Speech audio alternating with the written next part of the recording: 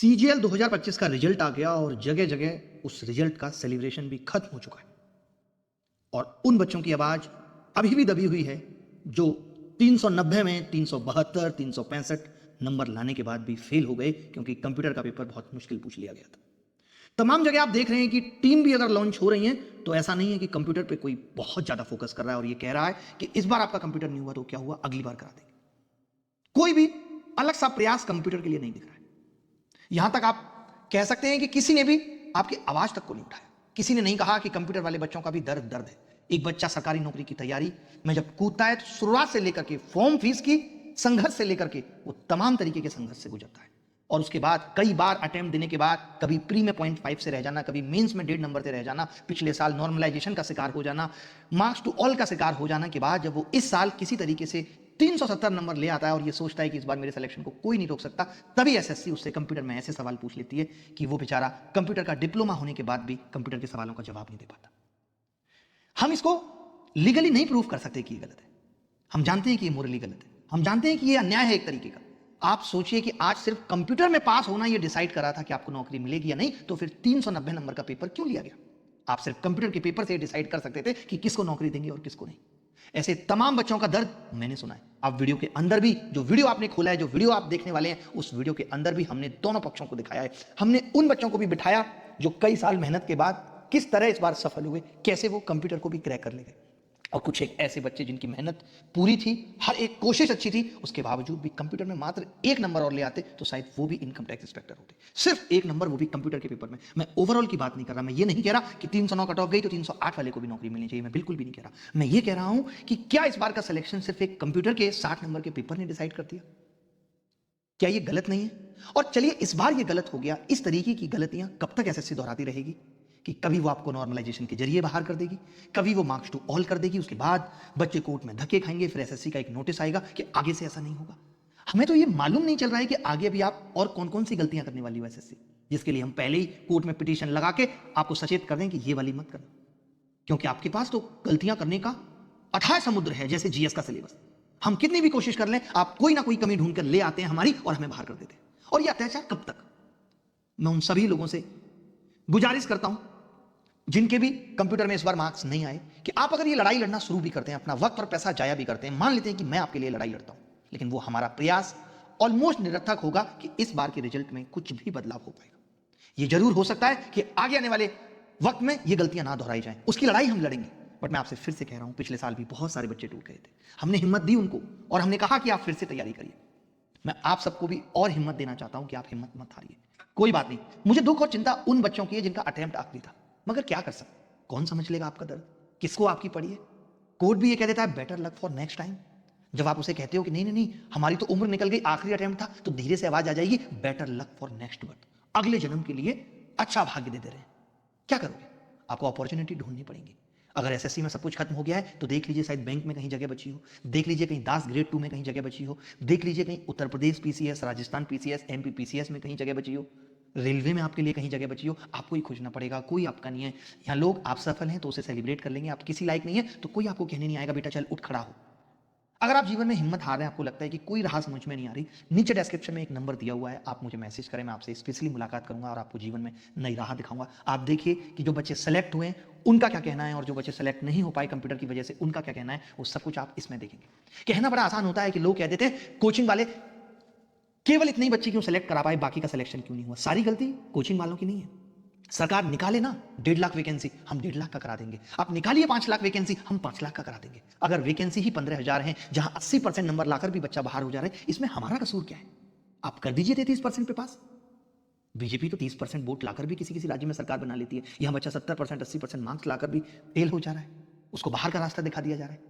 इसमें ना कोचिंग वाले की गलती है ना बच्चे की गलती है। लोग आज कोचिंग के लिए कह देते हैं, और उसका क्या जब आप 12th पास करके हर साल 2-2.5 करोड़ बच्चे आ रहे हैं और उनमें से 1 लाख कोई मुश्किल से अच्छा कॉलेज मिल पा रहा है और बाकी बच्चे इधर उधर भटक रहे हैं, प्राइवेट में कोई 8 लाख रुपए साल खर्च कर रहा है, उसके बाद सिर्फ डिग्री या नौकरी नहीं। उन बच्चों का क्या? उस पर कोई आवाज नहीं उठाता। बस कोचिंग ने इतने बच्चे पढ़ाए लेकिन सिलेक्शन कम का हुआ, ये चिंता का विषय है। 12th करने के बाद बच्चा घूम रहा है, बीए के बाद उसके पास कोई स्किल नहीं है, बीए के पास उसके पास कोई इनोवेशन नहीं है, कोई ऐसी थिंकिंग नहीं, कोई ऐसा स्किल नहीं कि वो बाहर कहीं नौकरी कर सके। प्राइवेट में नौकरी करने जाता है, कोई मिनिमम वेजेज का प्रोटेक्शन गवर्नमेंट का नहीं है, वहां कोई आवाज नहीं उठा रहा। प्रॉब्लम इज दैट कि कोचिंग में पढ़ने वाला हर बच्चा सेलेक्ट क्यों नहीं हो रहा? कहीं भी काम करने वाला हर बच्चे के लिए स्कोप कहां है? ये अपॉर्चुनिटी क्रिएट करना किसकी जिम्मेदारी है? इंजीनियर्स को अगर अपने फील्ड में ठीक नौकरी मिल जा रही होती तो शायद वो एसएससी की तैयारी ना करते, लेकिन वो भी इधर आ रहे हैं। इनफैक्ट एमबीए करने वाला बंदा भी इधर आ रहा है, बीए करने वाला बंदा भी इधर आ रहा है, बीएससी करने वाला बंदा भी इधर आ रहा है। जब सारे लोग सरकारी नौकरी की तैयारी में लग जाएंगे, वो भी उस दौर में जहां प्राइवेट में सुनने में आता है बड़ी बड़ी कंपनियां एक झटके में 30,000, 35,000, 80,000 लोगों को बाहर कर देती है, तो लोग खुद मुड़ रहे हैं सरकारी नौकरी की तरफ। कोई ऐसा थोड़ी है कि मजबूर किया जा रहा है कि आप सरकारी नौकरी की तैयारी करिए। तो देखिए, सोच समझकर फैसला लीजिए कि आपको क्या करना है। लेकिन अगर आप जीवन में बहुत आगे बढ़ चुके हैं तो वापस आना मुश्किल होता है। आप कई बार नहीं कहते हैं कि एक रिश्ता थोड़ा तंग कर रहा है, लेकिन आप उस रिश्ते में इसलिए रहते हैं क्योंकि 6 साल हो गई हैं उस रिश्ते में। सेम जब आप तैयारी कर रहे होते हैं एसएससी की, आप 4 साल दे चुके हैं, इस बार कंप्यूटर की वजह से नहीं हुआ, तो हिम्मत मत हारिए। कितने लोग ऐसे होते हैं जो पिछले साल हिम्मत हारने वाले ही थे, बट लेकिन जरा सा सहारा मिल गया और सिलेक्शन ले गए इस साल।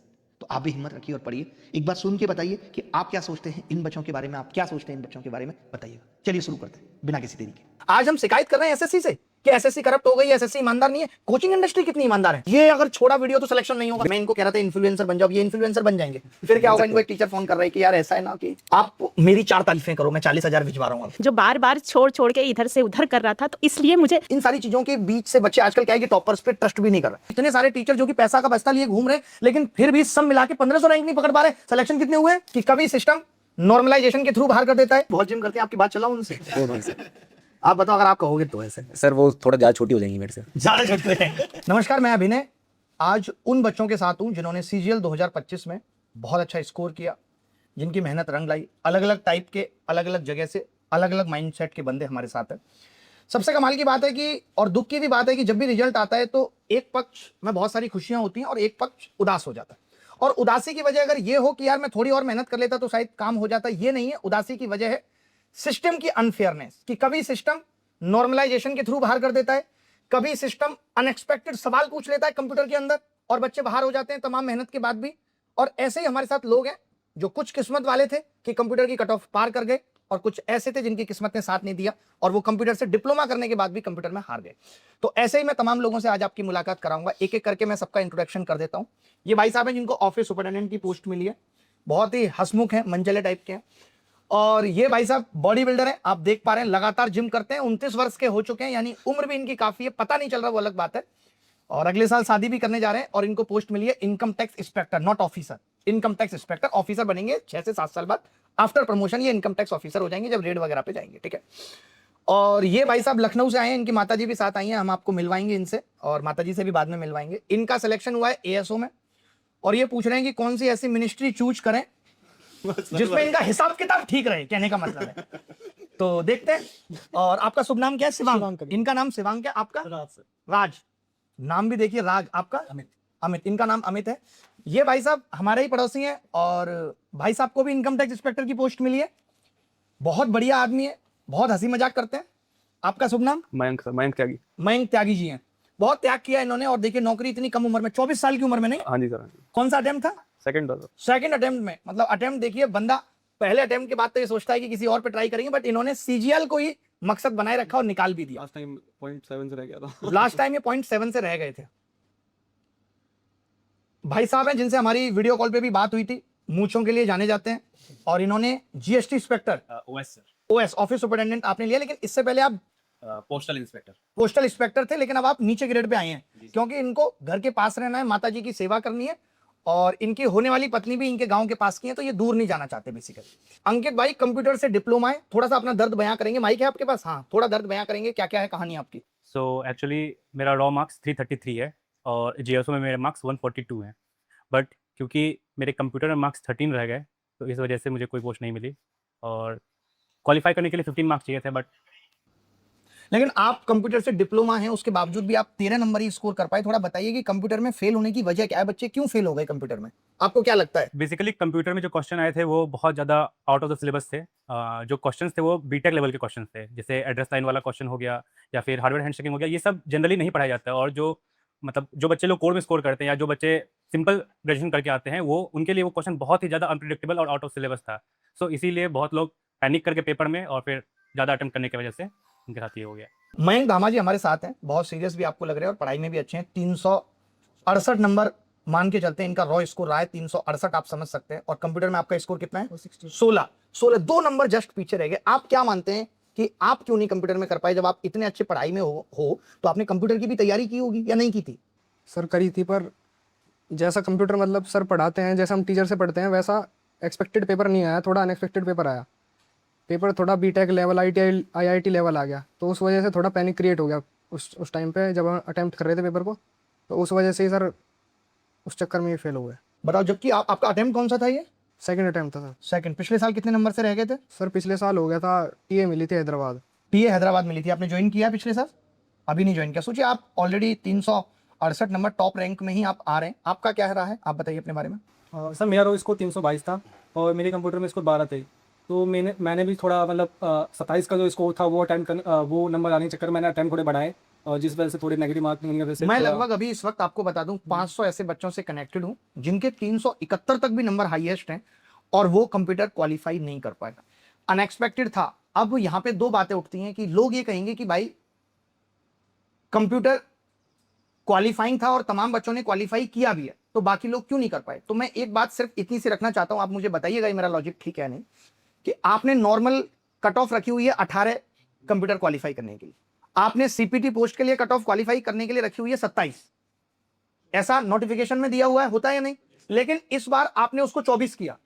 24 किया। लास्ट ईयर जो 27 थी आपने 24 किया, तो क्या 18 को भी 16 किया जा सकता था या नहीं? किया जा सकता था। बिल्कुल किया जा सकता था। यानी एसएससी भी कहीं ना कहीं ये मानती है कि 27 को बढ़ा के शायद ऐसा इसलिए किया गया हो कि 27 आ ही ना रहे हो बच्चों के, या बहुत कम बच्चों के आ रहे हो, तो एसएससी को ये करना था कि 18 वाली को भी घटा के 16 करना था। और एसएससी ने खुद अपना नोटिफिकेशन निकाल के अपनी लास्ट ईयर की गलतियों को भी बताया है कि हमने ये किया। अब देखिए, ये कह पाना बहुत मुश्किल है कि आउट ऑफ सिलेबस था, क्योंकि कंप्यूटर जीएस की ही तरह है। कंप्यूटर जीएस की तरह, जहां पे आप नहीं कह सकते कि आउट ऑफ सिलेबस है या नहीं है, ये मोरली एकदम गलत है। बट इसको लीगली कैसे प्रूफ किया जाएगा ये लेटर ऑन हम देखेंगे, प्लानिंग कर रहे हैं। हम इतना ही चाहते हैं कि एसएससी में इस स्लाइडिंग सिस्टम के बाद जो भी नौकरी बच जाए, वहां उन बच्चों को मौका मिलना चाहिए जब आप कंप्यूटर की कट ऑफ इसके भी कम कर दें, और बाकी के बचे हुए बच्चों जितनों को भी नौकरी मिल पाए उन लोगों को नौकरी मिलनी चाहिए। चलिए आपसे बात करेंगे, और इनको माइक दीजिए भाई। इनसे बात करके सबसे ज्यादा मजा आया क्योंकि इन्होंने एसएससी के चीथड़े उड़ाए हुए हैं, और अब बच्चे कमेंट में इनके उड़ाने वाले हैं, क्योंकि इन्होंने एसएससी की बुरी तरीके से झंड करी हुई है। मैं बताता हूं कैसे। ये 2018 में हमारे पास आए, इन्होंने फोटो दिखाई, भाई फोटो लगाइएगा वीडियो में, ठीक है? तब हम कितने बूढ़े थे और ये कितने जवान, और आज देख लीजिए रिवर्स एजिंग। तो ये तब से पढ़ रहे हैं, और 2018 आपका पहला सीजीएल था। एक्चुअली सेकंड सीजीएल था, 2017 में दिया था, मेंस मेरा क्वालिफाई नहीं हो पाया था। नहीं, उसके बाद आप हमारे पास आए थे और फिर आपने 2018 सीजीएल दिया, और 18 सीजीएल में आपको नौकरी कौन सी मिली? CGD auditor. ऑडिटर मिली। फिर आपने 19 दिया, क्या सोच के ज्वाइन किया आपने उसको? 18 की ज्वाइनिंग 2021 में आई थी और कोविड वाला फेज चल रहा था। ओके, तो आपने फिर 19 भी दिया? क्योंकि उस टाइम पे 19 का एग्जाम ऑलरेडी प्रोसेस में था। प्रोसेस में था। 19 में क्या मिला आपको? 19 में मुझे कुछ नहीं मिला था। कुछ नहीं मिला। फिर 20 आ गया। 20 आ गया। 20 ये में मैं इसलिए भी बताना चाहता हूं, आप ये सोचते हैं कि नहीं हमेशा सिर्फ हम बहुत इंटेलिजेंट है तो हमारा सिलेक्शन हो गया, ऐसा नहीं। अगर ऐसा होता तो इनको 18 में हुआ, 19 में नहीं हुआ। आप देख सकते जबकि हैं। मैं अपनी पूरी मेरी ऑलमोस्ट मैं 30 ईयर्स कंप्लीट कर रहा हूँ। एवर इन द लाइफ मैंने जितना 19 सीजीएल एग्जाम में पढ़ा था, मैंने पूरी जिंदगी में लाके उतना कभी नहीं पढ़ा होगा। कभी नहीं पढ़ा, और वो फेल कर और गया। वो मैं फेल किया था लिटरली। फिर उसके बाद ये था कि 20 में ज्वाइनिंग तब तक भी नहीं आई थी मेरी, ठीक है।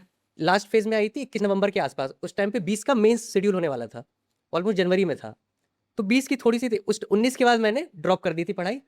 फिर प्री का फॉर्म एक दोस्त ने भर दिया कि चलो भर देते, तो उसने भर दिया, तो प्री तो निकल गया था। हालांकि मैं कहूँगा कि उतनी तैयारी बेसिक हो चुकी थी 18-19 की करते करते कि प्री निकल गया था। मेंस के लिए सोचा फिर से लगते हैं, मेंस के लिए फिर से लगे। बट उस टाइम ये हुआ कि 20 में मुझे जो डिस्क्रिप्टिव पेपर उस टाइम चला करता था, डिस्क्रिप्टिव में मुझे मिले 40 नंबर, तो जो मुझे इनकम टैक्स मिल सकती थी या जीएसटी मिल सकती थी, क्योंकि 20 मेरे उससे पहले डिस्क्रिप्टिव में 3 बार 72, 70 और 71 नंबर आए थे। एक सीएचएसएल का भी दिया था क्योंकि इसमें से, और जिसके 70, 71, 72 नंबर हो, उसके 40 नंबर गिर जाए डिस्क्रिप्टिव में, तो अनएक्सपेक्टेड था। जो मैं तब सोच ये होता था, आप ये समझ लो कि सीजीएल में हमेशा कुछ ना कुछ रहा है। कभी डिस्क्रिप्टिव का पंगा आ जाएगा, कभी नॉर्मलाइजेशन, कभी मार्क्स टू ऑल, कभी पिछले साल सीजीएल में ये भी तो हुआ ना कि टाइपिंग फेल हो गई, दोबारा हुई बच्चों की टाइपिंग, उससे फर्क पड़ गया नॉर्मलाइजेशन पे। तो मतलब फेयर एग्जाम हो ही नहीं पा रहा है, ऐसा लग रहा है नौकरी लकी ड्रॉ हो गई है, किसको मिलेगी नहीं मिलेगी। फिर 20 में क्या मिला आपको? 20 में लास्ट में मुझे जो 2800 या 2400 ही अलॉट हो पा रही थी, जो मैंने देखा था, या 4600 मिलती तो चेन्नई या वहां मिलता। पिक्चर क्लियर थी, मैं डीबी कराने नहीं गया। अच्छा, आपने क्योंकि छोड़ दिया, आपने क्लियर ही रहम था। कर लिया बाकी बच्चों पे कि उनको नौकरी क्योंकि मिल जब जाएगी। मुझे पता है कि मैं 2800 या 2400 या 4600 चेन्नई ही जाऊंगा, पिक्चर क्लियर थी, मार्क्स डिक्लेयर हो चुके होते थे पहले, सारी चीजें पता है, तो मैंने कहा कि अब डीबी का कोई मतलब नहीं है, मैं डीबी में फिर नहीं गया। 21 में फिर अब 21 में मैंने कहा कि लगे तो हैं, एक बार फिर से प्रयास करके देख लेते हैं, शायद कुछ आपको बेहतर मजा हो आ रहा था जाए। उस टाइम पे? कोई जीवन में था, अकेले ही कर रहे थे तैयारी? नहीं, अकेले ही कर रहे थे सर, अकेले ही कर रहे थे। अब आ क्योंकि ये जाएगा। था कि उस लेवल पे मतलब ऑलरेडी मैं सीजीडी ऑडिटर में जॉब कर ही रहा था, फेस चल रहा था, पे स्केल पे सरकारी जॉब शुरू नौकरी कर से रहे खर्चे ही थे, निकलते ये हैं। सच्चाई है। फिर सोचा कि थोड़ा सा अगर बेहतर हो जाए पे स्केल, थोड़ा सा अच्छे से जी भी सकते हैं, तो फिर 21 का दिया। 21 में उस साइड थोड़े से नंबर कम रह गए, इस साइड डब्ल्यू फाइनेंस का अकाउंट, क्योंकि प्रीलिम्स में नंबर अच्छे आ गए थे, तो डबल वाली कट डब्ल्यू वाली कट ऑफ क्लियर हो गई थी, वहां तो उतना अच्छा स्कोर नहीं हो पाया। इसमें भी नंबर बिना पढ़ के गए थे, क्योंकि बनना तो इंस्पेक्टर ही था, तो डब्ल्यू पे कोई फोकस कौन करता है उस मूवमेंट पे, भले ही निकल जाए कट ऑफ। जबकि इसमें डबल 4800 ग्रेड पे की नौकरी है, गजेटेड ग्रुप बी ऑफिसर बनता है। इसमें आए बिना पढ़े जाएंगे, जो भी होगा 103 नंबर आए, पास हो आके दोनों कंबाइंड जुड़ के मुझे डब्ल्यू मैंने भरा, वो अलॉट हो गया, क्योंकि वहां मेरे 21 में नंबर कम हो तो चुके। जब ये सब चीजें चल रही थी, आपको डबल ऑडिट हो गया, तो फिर रिश्ते भी तो आने शुरू हो गए होंगे उस दौर में। सर हाँ, मेरा जब सीजीडी ऑडिटर में हुआ था 2021 में ज्वाइनिंग हुई थी मेरी, 21 के बाद में जब मेरी ज्वाइनिंग कंप्लीट हो चुकी थी, उस टाइम रिश्ते की बात हो गई थी और मेरी शादी ऑलमोस्ट फिक्स हो चुकी थी। अभी हो गई है शादी या नहीं? शादी हो चुकी है, बच्चा भी है छोटा। बच्चा भी है छोटा। तो उसके बावजूद भी आपने पढ़ना जारी रखा, पत्नी की कलेशों के बीच में, ये मुश्किल होता है कलेशो ना? ऐसी थी कोई चीज नहीं थी सर, लेकिन एक फिर भी एक वो आप बोल भी नहीं सकते ऑन कैमरा, मैं ये समझता हूँ, लेकिन फिर भी शादी और बच्चे के साथ आपकी कई प्रिपरेशन एक साथ चली हैं। नहीं बिल्कुल सर, मतलब ये है कि उस टाइम फिर जब फिर आपने 22 सीजीएल क्यों दिया जब आपका डबल हो गया? 21 में हमको अलॉट हुआ सर गुवाहाटी। मैंने उसको, ऐसा नहीं है, मैंने उसको, कौन लेवल 5 पे था और लेवल 8 की जॉब कौन छोड़ना चाहता है, बेवकूफ़ी कहेगा कोई भी अगर ऐसा अगर डिसीजन लेता है। 6 महीने तक उसके बारे में ऑफिस जाके हर तरीके से उसको समझा, वहां से लोगों से जाना, तो वहां के लोग जो 48 तो पहुंच गए, वो कुछ परेशानी है 2800 में हम नॉर्थ आ जाए। अब जिनका एक्सपीरियंस ही बता रहा है कि ऐसी सिचुएशन हो सकती है, तो वो गलती मैं क्यों रिपीट करूं। सही बात है। मैंने कहा एक्सटेंशन लेते हैं जब तक 22 के एसएससी के साथ ये एक और है, आप पिछला एग्जाम दीजिए, उसकी ज्वाइनिंग नहीं होगी, अगले का प्रीलिम्स फिर से हो जाएगा, इवन मेंस भी आ जाएगा आपका बिल्कुल सही लगभग। बात है, बिल्कुल तो सही। आप तैयारी के फेज में कंटिन्यू बने रहते हैं जब तक आप ना छोड़ें अगर। तो 21 की मैंने वो एक्सटेंशन डाल दिया, 22 का फिर से दे दिया कि शायद इस बार कुछ बेहतर हो जाए। 22 दिया, नंबर वैसे ही दिखे, तो फिर लगा 46 तो चेन्नई से जाने से बेहतर है। 2800 में मुझे था कि इतनी नंबर इतने भी अच्छे थे कि चेन्नई तो छोड़ो, मुंबई या और बड़ोदरा रीजन ऐसे भी मिल जाते मुझे 22 में। बट मैंने कहा अब दूर छोड़ो, घर पे एक्चुअली कैग में ग्वालियर ऑफिस मेरे झांसी के नियरेस्ट है, तो कैग ग्वालियर में मैंने कहा अकाउंटेंट ले लेते, 2800 का 2800, 2.5 साल सर्विस हो चुकी थी, पे प्रोटेक्शन मेरा लग ही जाएगा, घर से नियर पहुंच जाएंगे। अब जो भी प्रमोशन देखेंगे ऐसे कैग में देखेंगे, शायद सीजीडी का अच्छा नहीं था, कैग का अच्छा होगा, ये भी सुना था। कैग में ज्वाइन कर लिया, क्योंकि फर्स्ट प्रेफरेंस ही मेरी फिर अकाउंटेंट हो गई। फिर आप थम क्यों नहीं रहते, मैं यही पूछ रहा हूँ। फिर आपका 23 सीजीएल आ गया। अब समझिए सर क्यों पे मैं ये स्केल, जानना चाह रहा हूँ, नहीं तो बच्चे नहीं जानूंगा ना, नहीं। तो बच्चे लिखेंगे अब कि यार ये देखिए, हर साल नौकरी खराब कर रहा है। मेहनत तो मैं हर साल कर ही रहा हूँ। एक बात है, कोई भी पिछला एग्जाम दे ले, अगली बार में अगर वो सोचे कि बिना पढ़े मेंस निकाल लेगा, गलत फहमी है। बिल्कुल, प्रीलिम्स मेहनत- निकाल सकता है, और मेहनत मामूली नहीं अच्छी करी होगी आपने सभी ने, जिनका हुआ है, जिनका थोड़े से रह गया है। अब मैं जॉब के साथ साथ मेहनत कर रहा था साथ में, तो मेरे लिए आसान नहीं था 8 घंटे 9 घंटे ऑफिस के अंदर रहना, और उसके बाद फिर घर आके तैयारी करना, फिर पत्नी का अलग सुनना कि तुम्हारे लिए मेरे पास टाइम नहीं है, शादी क्यों सारी करनी? चीजें सर साथ में चलती हैं। और ऑफिस में ये होता है कि किसी भी ऑफिस में, गवर्नमेंट ऑर्गेनाइजेशन में 8 घंटे कहीं काम नहीं होता, ये सभी जानते हैं। 8 में से अगर आप 4 घंटे ठीक ठाक काम कर लेते हैं, आपके दिन का काम कंप्लीट हो जाता है। तभी तो सरकारी, आजकल सरकार सरकारी नौकरी नहीं चाह रही है, बाकी 4 ये घंटे लोग 8 में 4 ही घंटे काम करेंगे। हाँ, बाकी ऐसा नहीं है, बाकी आपके ऊपर है, आप उस 1 घंटे के काम को 4 लेके घंटे बैठे लेके रहिए। बैठे रहिए, या उसको कंप्लीट करिए, अपना कर लीजिए। तो छोटा छोटा 10-10 15-15 मिनट के जो मुझे ब्रेक्स मिलते थे, लोग गप्पे करने जाते थे चाय पीने 20 मिनट के लिए, मैं 20 मिनट में अपनी 50-100 कैप टारगेट करी, रिवाइज कर डाली। छोटे छोटे करके मैंने ऑफिस में ही काफी टाइम निकाला, घर में टाइम निकाला। फिर मेरा ये था कि अगर निकालना है तो टाइम थोड़ा सा ज्यादा देना पड़ेगा। एक बच्चा जो लाइब्रेरी में 12 घंटे 10 घंटे बैठा है, मुझे उससे कम्पीट करना है। बेशक मैंने निकाल लिया, इससे बहुत बड़ा फर्क नहीं पड़ेगा, प्रीलिम्स निकाल लूंगा, मेंस की मेहनत का लेवल अलग रहता है। शाम में भी फिर कोशिश कर, शाम को मुझे सर नींद जल्दी आती है, तो मेरा रहता है कि 10 तक बज गए, चलो बहुत अच्छी बात है, 10 बजे भले सो जाओ, लेकिन मेरा रहता है तभी आप कि अब तक तैयारी में बने हुए हैं। ये पेपर बहुत सीधी निकालना है। बात है, जो बच्चे रात रात भर पढ़ के समय सोचते हैं, वो मेंटली बहुत डिस्टर्ब हो जाते हैं, और आप अपने आप को लंबे समय तक तैयारी में बना के रख ही नहीं पाएंगे। ये बहुत बड़ी सलाह है कि आप सही वक्त पे अगर सोना सीखेंगे तो जीवन में बहुत उत्साह बना रहेगा, जैसा इनका अभी भी है। सोचिए, शादी हो गई, बच्चे हो गए, बैक टू बैक बंदा नौकरियां ले रहा है, फिर भी मुस्कुरा रहा है। आप सोचिए।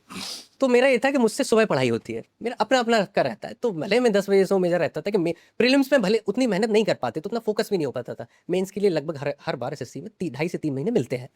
मेंस के लिए फिर मेरा रहता था कम से कम 8+ आवर्स मुझे निकालने हैं। ऑफिस की नौकरी, घर का जो चल रहा है वो 8 का टारगेट करूंगा, तब 6 निकलेंगे। सही बात है। 6 में से आउटपुट 5 का या 4 4.5 का आ गया, तो मेरा रिवीजन या वो सब बना रहेगा, इससे कम होगा तो नहीं हो पाएगा। तो सुबह कभी 4 बजे का अलार्म मेरे साथ हमेशा रहते थे जब मेंस रहता था, तो अगले 3 महीने तक मैं करीब 3:30 और 4 बजे हर दिन जगता था। मेरा स्लीप आवर्स 6 या 6 से कम भी हो जाता था।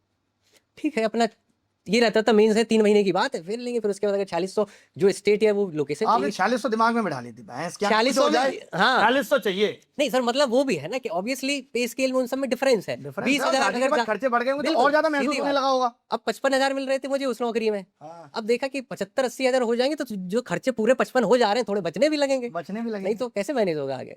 तो वो 23 में कौन सी नौकरी मिली फिर? 23 में सर मैं थोड़ा सा बताता हूँ बैकग्राउंड। 23 का ये था कि आंसर की आई जिस वक्त, उस वक्त मेरी रैंक 200-180 के अंडर बन रही थी।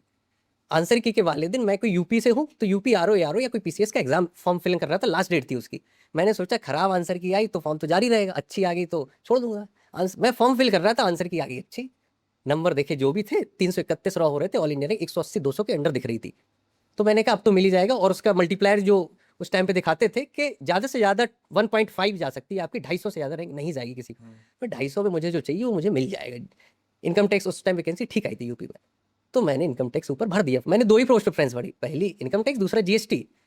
अब एसएससी में क्वेश्चन का गेम हर साल होता है, एक सही होगा एक गलत होगा, किसी को नहीं पता, सब खेल रहे हैं किस्मत से। बिल्कुल, मैंने 2 पोस्ट किस्मत भरी, से सब नहीं खेल रहे, चेयरमैन लोगों की किस्मत से खेल रहा है। वही है, मैंने सर 2 पोस्ट भरी, रिजल्ट डिक्लेयर हुआ, मेरी रैंक जो 200 एक्सपेक्टेड थी 1660 आई। मुझे समझ नहीं आई मेरे साथ क्या 2023 में 1660। 2023 में। और मैं जो यूपी एक्सपेक्ट कर रहा था, मुझे जोन मिला वडोदरा, फेंक दिया मुझे फिर से वडोदरा में, और दमन कमिश्नरेट वापी जो और नीचे एकदम मुंबई में घुसा दिया मुझको। ऐसी जगह तो जाना भी नहीं था। वहाँ कनेक्टिविटी चेक करी मैंने, वहाँ पे 24 घंटे में एक ट्रेन होती थी जो रात में 2:30 बजे चलती थी, रेलवे स्टेशन वहाँ से 12 से 14 किलोमीटर जो सुनसान इलाके में था।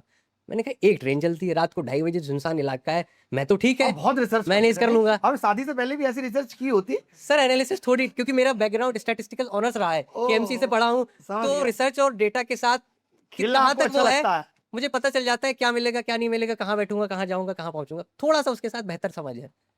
तो उसके साथ मैंने कहा 23 घर में, अब फैमिली वालों के साथ डिस्कशन चल रहा है, अब जीएसटी मिल गया, वडोदरा मिल गया, यूट्यूब देख रहे हैं, लोग कहते हैं दिल्ली के बाद वडोदरा जोन अच्छा है। अब समझ में नहीं आ रहा है दिल्ली के बाद वडोदरा जोन अच्छा है तो क्या वडोदरा चले जाए, यूपी से है। लेकिन उसके साथ फिर एक्सटेंशन का डाला कि थोड़ा सा डिस्कस एक बार समझ से ज्वाइन करें, क्योंकि ग्वालियर ज्वाइन कर चुका था इस वक्त मैं अकाउंटेंट पे। अगर ग्वालियर छोड़ता तो मेरे पास ये था, यहाँ 2 साल नहीं हुए थे, लियन का इशू फंसता, पुरानी साल का लियन हालांकि कंटिन्यू मेरा हो रहा था क्योंकि वहाँ 2.5 साल कर चुका था। मैंने वहाँ एक्सटेंशन डाला, कोर्ट केस का ऑलरेडी वो मैटर चल ही रहता है, ये लगा इसके बहाने अगर मेरी 1660 से और कहीं 2660 पहुंच गई तो कहीं के नहीं रहेंगे चेन्नई, फिर तो मुंबई चेन्नई पक्का है। तो एक काम करो, इनका रिजल्ट जो कोर्ट का ऑर्डर है इसका आज आने दो, तब तक वेट करते हैं और ग्वालियर अपनी नौकरी कंटिन्यू करते हैं। 24 का फॉर्म आ गया इस ड्यूरेशन के बीच, वो भी आपने लगे हाथ भर दिया। अब तैयारी तो कर ही रहे हैं सर, जब मिला है नहीं, लोकेशन नहीं मिली, मेहनत जारी कर रहे हैं, बराबर अपना पूरा एफर्ट्स दे रहे हैं कि कैसे भी करके भला हो जाए। तो 24 भी लगे हाथ दे दिया। 24 में जैसे तैसे करके 2000 रैंक समथिंग मेरी आई थी। 24 में 2000। हाँ 2036 थी शायद समथिंग। उस वक्त मैंने सोच समझ के भरा था कि अभी भी जीएसटी का जो भी कि कोई भी 46, तो मुझे होम स्टेट का हालांकि प्रायोरिटी थी, जीएसटी इनकम टैक्स से विशेष तौर पे कोई वैसा लगाव नहीं है। ये था कि आपके साथ ही हो गई, विशेष तौर पे लगाव जीएसटी इनकम टैक्स से तब निकल के आता है आपको कोई लड़की जीवन से छोड़ के चली गई है, इसके मोहल्ले में रेड करनी है, मुझे वर्दी पहन के जाना है, बालकोनी से देखेगी डर पैदा करना है, वो सब आपके जीवन में हो चुका था। तो आपको सिंपल सी लाइफ थी, बस ये था कि आपको है कि मोटी सैलरी मिलेगी, सैलरी डिसेंट मिलती जाए और घर के अपना- पास रहो। हाँ घर के, बिल्कुल आप सर एकदम परफेक्ट समझे, यही लास्ट टाइम था मेरा। तो उस चक्कर में फिर यूपी से हूँ, क्योंकि मैंने कहा फिर एएसओ भरते हैं, तो मैंने एएसओ ले लिया 2024 में, दिल्ली में ज्वाइन कर लिया। ज्वाइन भी कर लिया? हाँ एएसओ ज्वाइन कर लिया सर, अब क्योंकि अब मेरे एज के लास्ट, एसएससी भी कहेंगे लाने थे तुम्हें, हर बार पोस्ट दे रहे, ज्वाइन करने रहे हो तुम पे नहीं अब सर ये था कि अब लेवल 5 पे थे, अब यूपी से दिल्ली नियरेस्ट है थोड़ा, तो ठीक है ओवरनाइट जर्नी है हमारी, तो अब ज्वाइन कर लो, पता चले नेक्स्ट, अब लास्ट 29 साल के हो रहे हैं हम उस मूवमेंट पे, अगले में नहीं निकला तो यहीं पे बने रह जाएंगे। सही बात है, ये भी तो डर इससे बेटर है कि 500 450 समथिंग है हमारे होम टाउन से, तो ये ज्वाइन कर लो, एटलीस्ट थोड़ी सैलरी बेहतर हो जाएगी। ठीक है अपना एसओ ज्वाइन कर ले, एसओ पे वर्किंग रहे। अब और दिल्ली की लाइफ स्टाइल से मुझे थोड़ी सी शिकायत क्या सर, पहले भी ग्रेजुएशन और मास्टर्स में भी रहे हैं तो पसंद ही नहीं है मुझे ये जिंदगी, यहाँ पे भागते रहो दिन भर मशीन की तरह, मेट्रो में वो भीड़ जो देखते हैं ना, अपना गुजारे दूसरे गुजा दिया, आदमी कह रहा अपनी अपनी खुजली करिएगा भाई। अब सर ये हालात चल रहे थे तो दिल्ली में ये था कि अगर निकल गए, अब क्योंकि अब मेरा लास्ट अटेम्प्ट चल रहा है, अब लग जाओ, सही खेला भाई एसएससी से, अब लग जाओ, एसएससी दुनिया के साथ खेलते ना, एसएससी के साथ खेला है। अब लग जाओ, मेहनत से मेहनत तो हर साल ही कर रहे थे, देखते हैं किस्मत इस बार थोड़ा साथ देती है कि नहीं, क्योंकि जब मैं 46 इनकम टैक्स या एएसओ कोई भी रैंक पकड़ रहा हूँ तो उसमें सिर्फ एक क्वेश्चन का ही अंतर हो रहा है कि मैं यूपी नहीं बैठ रहा हूँ, इससे ज्यादा कोई अंतर नहीं है। मेरे दोस्त के 330 थे, 2024 का सैलरी था, मेरे 327 थे, 330 में वो 1100 रैंक पे बैठा था, 3 नंबर में मैं 2000 पे बैठा था, यानी एक नंबर में 300 रैंक आगे पीछे हो रही थी। ये बहुत बड़ी बात है से आप नहीं जज कर सकते, वो 1-2 क्वेश्चन का मसला है कि आज लड़ाई इस बात की है कि किसी की रैंक 1 आ गई, भले ही वो पिछले साल इस बार की जो रैंक 1 है वो पिछले साल 1087 रैंक लेके आए, आप देखेंगे सीजीएल 2024 का रिजल्ट, बट किसी ने उनको नहीं पकड़ा कि तुम मेरे हो तुम मेरे हो। बस क्या होता है कि रैंक 1 आ गई तो अब तुम मेरे हो, और स्टूडेंट भी यही सोचने लगता है। अब आप इनकी कहानी सुन के देखेंगे कि हमने एक बार इनको पढ़ाया, हर बार बैक टू बैक इन्होंने रैंक निकाल के फेंकी है। पत्नी को नहीं कभी मोटिवेट किया कि तुम भी सही नहीं सर, एक्चुअली मेरी तैयारी में बीच में ब्रेक है ना, इतनी तैयारी पे हर कोई थकता है। हाँ इवन उल्टा उसने मुझे मोटिवेट किया कि इतनी मेहनत कर ली है, एक बार फिर से प्रयास कर लो,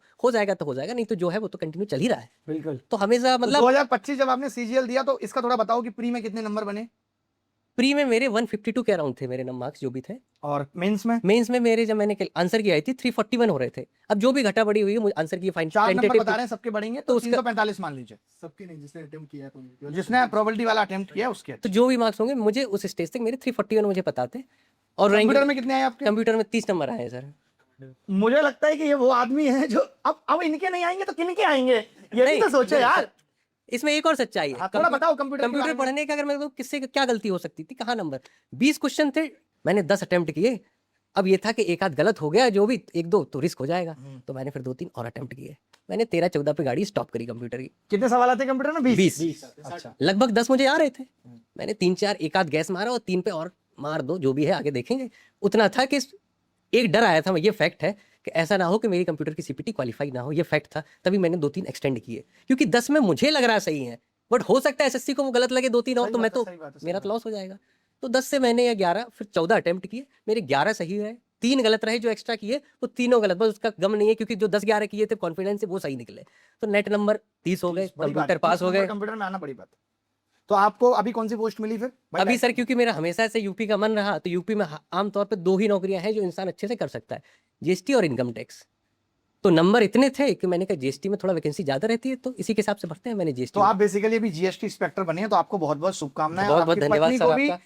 कि आपकी पत्नी ने इतना आपका मनोबल बढ़ाए रखा। बिल्कुल सर। और बहुत अच्छा भी आपसे मिलके इसलिए लगा कि आपसे पुरानी मुलाकात है, और मैं हमेशा इस चीज में खुशी महसूस करता हूँ जब कोई ऐसा हो जो अपने उस वक्त के साथ का हो, जब वो तैयारी कर रहा हो और वो आपने फोटो दिखाई तो दिल बहुत गदगद हो गया। आप अभी जीवन में और भी आगे जाएंगे, क्योंकि जिस हिसाब से आपका मन है मुझे लगता नहीं कि आप ऐसे मेरा सर हमेशा से अब आपका अगला टारगेट यूपीएससी लग रहा है मुझे। नहीं सर, मेरा ये रहा है कि अगर मैं जिस नौकरी से जिस चीज से संतुष्ट नहीं हूँ तो मतलब नहीं हूँ। अब मैं अपने बाकी टेम्पररी हैप्पीनेस 4 लोगों के साथ बिता के उसको अवॉइड करके कोशिश करूँ, आज समय है 1 या 2 साल, आज मेहनत कर लूँ, आगे 30 साल में थोड़ा संतुष्ट रहूंगा। सही बात। मैंने और वो कुल चीजें मिला अवॉइड के करी हैं। आप सोचो कि आपने उस चीज के लिए 6 साल दिए, 6 से 7 साल कि मुझे यूपी में 4600 ग्रेड पे चाहिए, और आपको मिल गई। इसीलिए कहते हैं ना कि कौन कहता है कि उसका पता ही नहीं, ढूंढने की हद तक कोई गया। आखिरी attempt लोग था, हिम्मत हार मिल जाते गया। हैं। आखिरी अटेम्प्ट में भगवान ने कहा कि भाई ये बंदा मानेगा नहीं, ये फिर एज रिलैक्सेशन लेके मेरे पास आ जाएगा, इसको निपटाओ।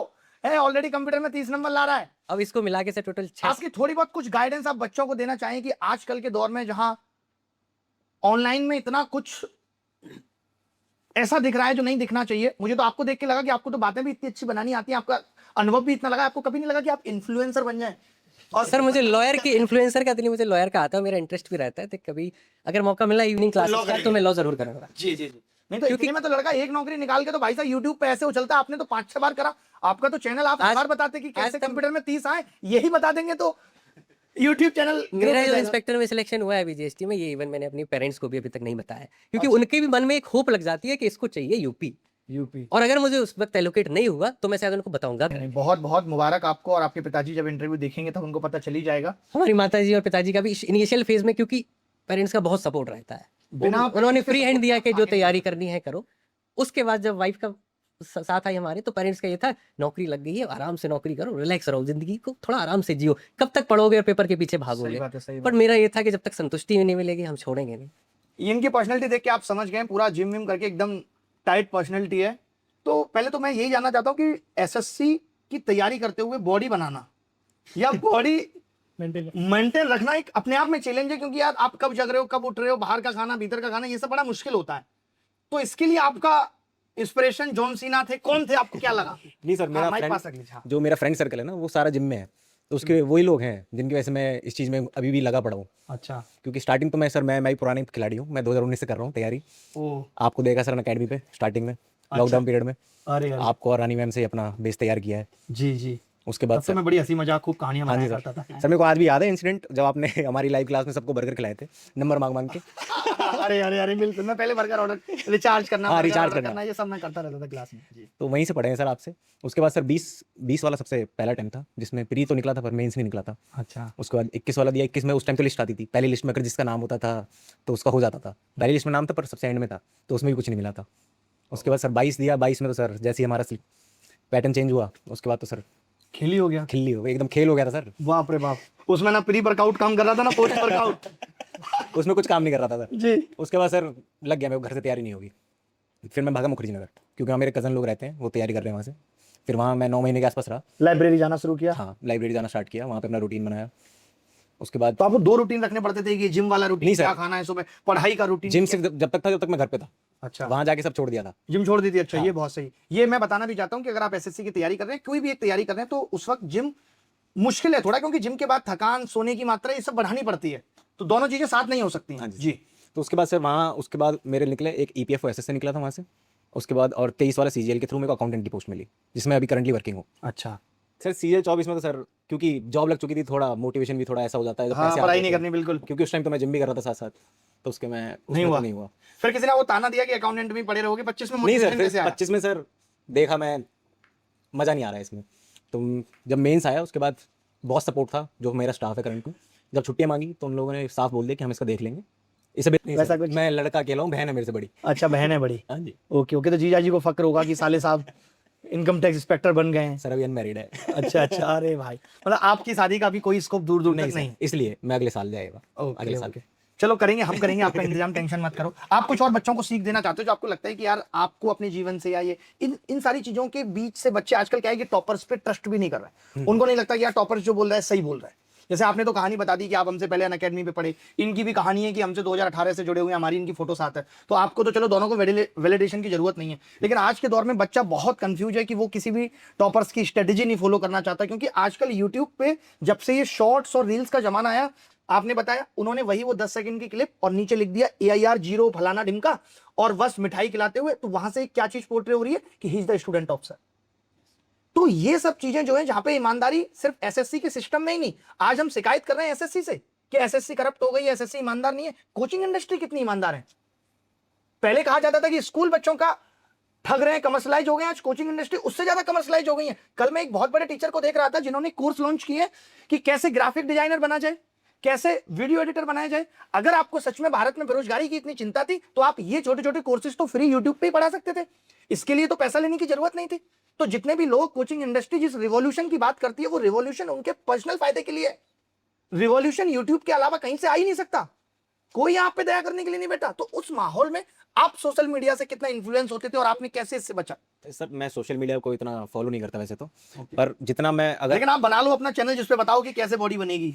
पर सर ग्राउंड रियलिटी बताता हूँ, जो हर टॉपर जानता है कि कोई भी एक टीचर से नहीं पढ़ता, ना कोई एक कोचिंग इंस्टीट्यूट से सही पढ़ता। बात है, बिल्कुल सही बात है। वीडियो देख लोगे आप कुछ भी और सामने पे आएगा। आपने मान लो मेरा मैथ्स का ही वीडियो खोला, तो आप जब नीचे डालोगे तो वहां सामने पे और सजेशन आ जाएंगे, मन नहीं मानता, और ऊपर से वो फोमो लिखा रहता है, ये अगर छोड़ा वीडियो तो सिलेक्शन नहीं होगा। बिल्कुल आप गलती से खोल ही देते हो, तो आप जानते भी सब कोई हो, तो ये बड़ा मुश्किल है उस दौर में। समझ में अब आता है। आज हमने अल्ट्रा कैल्सी ट्रिक्स लॉन्च किया है, मुझे नहीं लगता कि कोई ऐसा बच्चा होगा आगे आने वाला भी सिलेक्ट है जो इस साल भी जिसने वो अल्ट्रा कैल्सी ट्रिक्स ना देखे, जहां पे हम ये सिखा रहे हैं। क्योंकि अब तो ये भी आ गया कि 15 मिनट में 25 सवाल करने, तो आपको जल्दी करना सीखना पड़ेगा, आपको वो मेथड सीखने पड़ेंगे सिलेक्शन के लिए, आप भले ही कहीं से पढ़ लें। और कई बार ऐसा भी होता है कि किसी बच्चे ने गलती से किसी टीचर से पढ़ लिया, 5-6 महीने पढ़ा उसने, उसके बाद उसको रियलाइज हुआ यार मैं गलत आ गया हूं, और फिर उसने सही जगह आया, लेकिन रिजल्ट जब आया तो गलत वाले ने ही बता दिया जहां पे उसको लगा था गलत जगह कि ये हमसे पढ़े थे। पढ़ना गलती भी तो हो सकती है। तो टीचर ये बताए कि कोई बच्चा मुझसे पढ़ा है, उससे बेहतर है कि बच्चा बताए कि मुझे किस टीचर से पढ़ के फायदा हुआ। और ये अब लेकिन क्या हो गया, दौर ही अलग हो गया ना, कि आज मैं इनको कह रहा था इन्फ्लुएंसर बन जाओ, ये इन्फ्लुएंसर बन जाएंगे। फिर क्या होगा, इनको एक टीचर फोन कर रहा है कि यार ऐसा है ना कि आप मेरी 4 तारीफें करो, मैं 40,000 भिजवा रहा हूँ आपको। तो पंगा ये फंस जाता है। जो एक डायलॉग चाणक्य ने लिखा था, पता नहीं लिखा था या नहीं लिखा था, मुझे लगता है लिखना चाहिए था, कि कोई लड़की अगर किसी लड़के को छोड़ के गई है, तो ऐसा कहा जाता है, चाणक्य कहते थे कि वो छोड़ के नहीं गई, वो बिक गई और आप उस काबिल नहीं रहे कि खरीद पाए। अब भले ही जज्बातों में बिक गई, भले ही उसकी सरकारी नौकरी में बिक गई, भले ही उसके पैसे पे बिक गई। बात सही है कि नहीं? चलो भाई, इनको माइक दो, इनसे बात करेंगे। हाँ भाई बताओ, तुम मुझे थोड़े से ऐसे लग रहे हो मजेदार वाले आदमी, हाँ सर, ऐसे ही ऐसे जिंदगी को जीने वाले आदमी। हाँ सर, बिल्कुल सही पकड़ा। कौन सा अटेम्प्ट है तुम्हारा? सब फर्स्ट अटेम्प्ट है। फर्स्ट अटेम्प्ट में तुम्हें पोस्ट मिली ऑफिस सुपरिटेंडेंट की, तो तुमने तैयारी की ऐसे ही मिल गई? थोड़ा बताओ। नहीं सर। कंप्यूटर में कितने नंबर है सर तुम्हारे? 18। अब तो सोचो कुछ पूछने का मन नहीं करता, पता है एक ही बात पूछने का मन करता है, कंप्यूटर में कितने हैं भाई? सर 18। 18 नंबर है, तो इसके लिए कोई अलग से तैयारी की थी, तुक्के मारे थे? नहीं सर, तैयारी करी थी सर। सबसे पहले मैं आपका आभारी हूँ, आपने स्टूडेंट्स को बहुत सपोर्ट करा हमेशा सर, आपको हमेशा फॉलो करा मैंने, हमेशा अच्छा लगा। पर सर वही चीज़ मुझे भी लगती है सर, मैंने 2023 में तैयारी चालू कर दी थी, उसके बाद सर ग्रेजुएशन में लास्ट ईयर ही हुई है। सबसे पहले लास्ट ईयर CHSL से मुझे IB मिल गई थी सर। ओके, हाँ जी सर। मतलब पहले अटेम्प्ट में ही लड़का नौकरी हाँ, ले रहा और सर उससे पहले मुझे मिल गई थी दिल्ली पुलिस HCM की जॉब, वो भी सर बहुत अच्छी जॉब है। अगर दिल्ली में आपको मंडे टू फ्राइडे 9 to 5 वर्दी चाहिए सर, उसमें नाम है HCM का सर, लेकिन सर मिनिस्ट्रियल की जॉब है, वो सारा दिल्ली पुलिस का रिकॉर्ड संभालती है वो सर।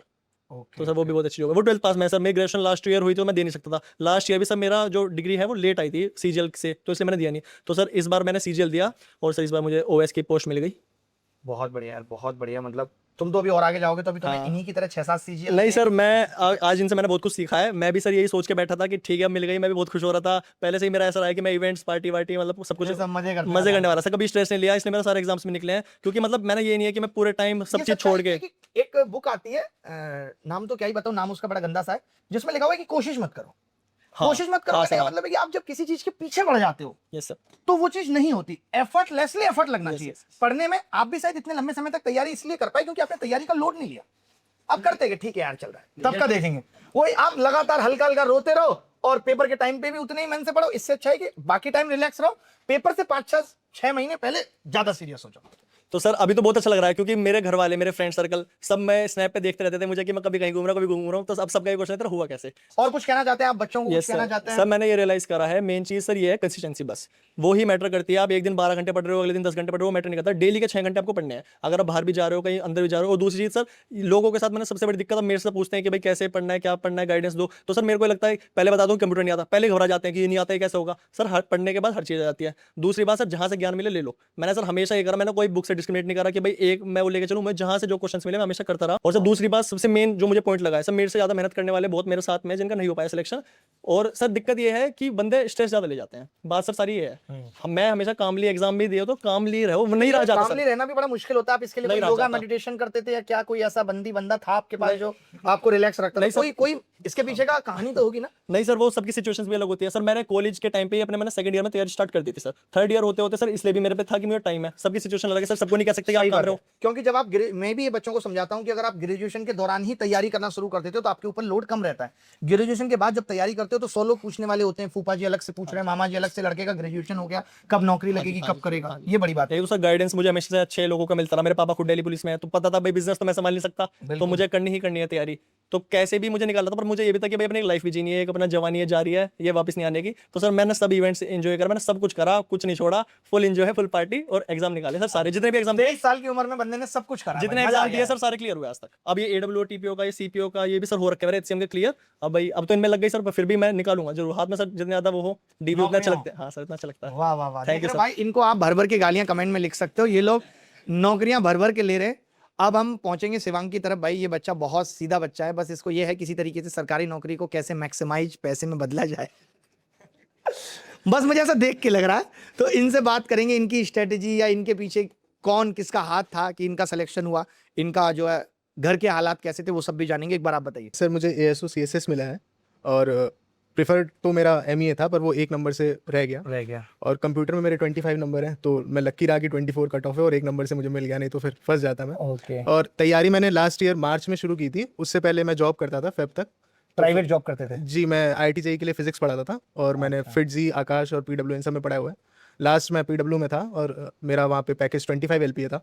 तो पैकेज भी बहुत बढ़िया था। हाँ, मैंने आकाश श्रीनगर में था तो वहाँ 27 LPA था, और वो भी मैं वहाँ कंसल्टेंट था, तो टैक्स भी खाली 10% ही लगता था। ओके। तो टफ तो था ही, लेकिन कोचिंग इंडस्ट्री में क्या है कि आपको नहीं पता आप 40 साल में कहाँ होगे। हो सकता है मैं अभी 2 लाख पे कर रहा हूँ, हो सकता है 5 साल बाद में मेरी 1.5 लाख हो जाए, फिर हो सकता है 10,000 हो जाए, 20,000 हो जाए और बढ़ भी जाए, कुछ पता नहीं है। कुछ पता नहीं है ना। तो आप लाइफ प्लान नहीं कर सकते हो अपनी। और फिर जब घर वाले बोलते हैं कि भाई, तो मैंने 21 में BTech खत्म किया था, 3.5 साल मैंने जॉब की।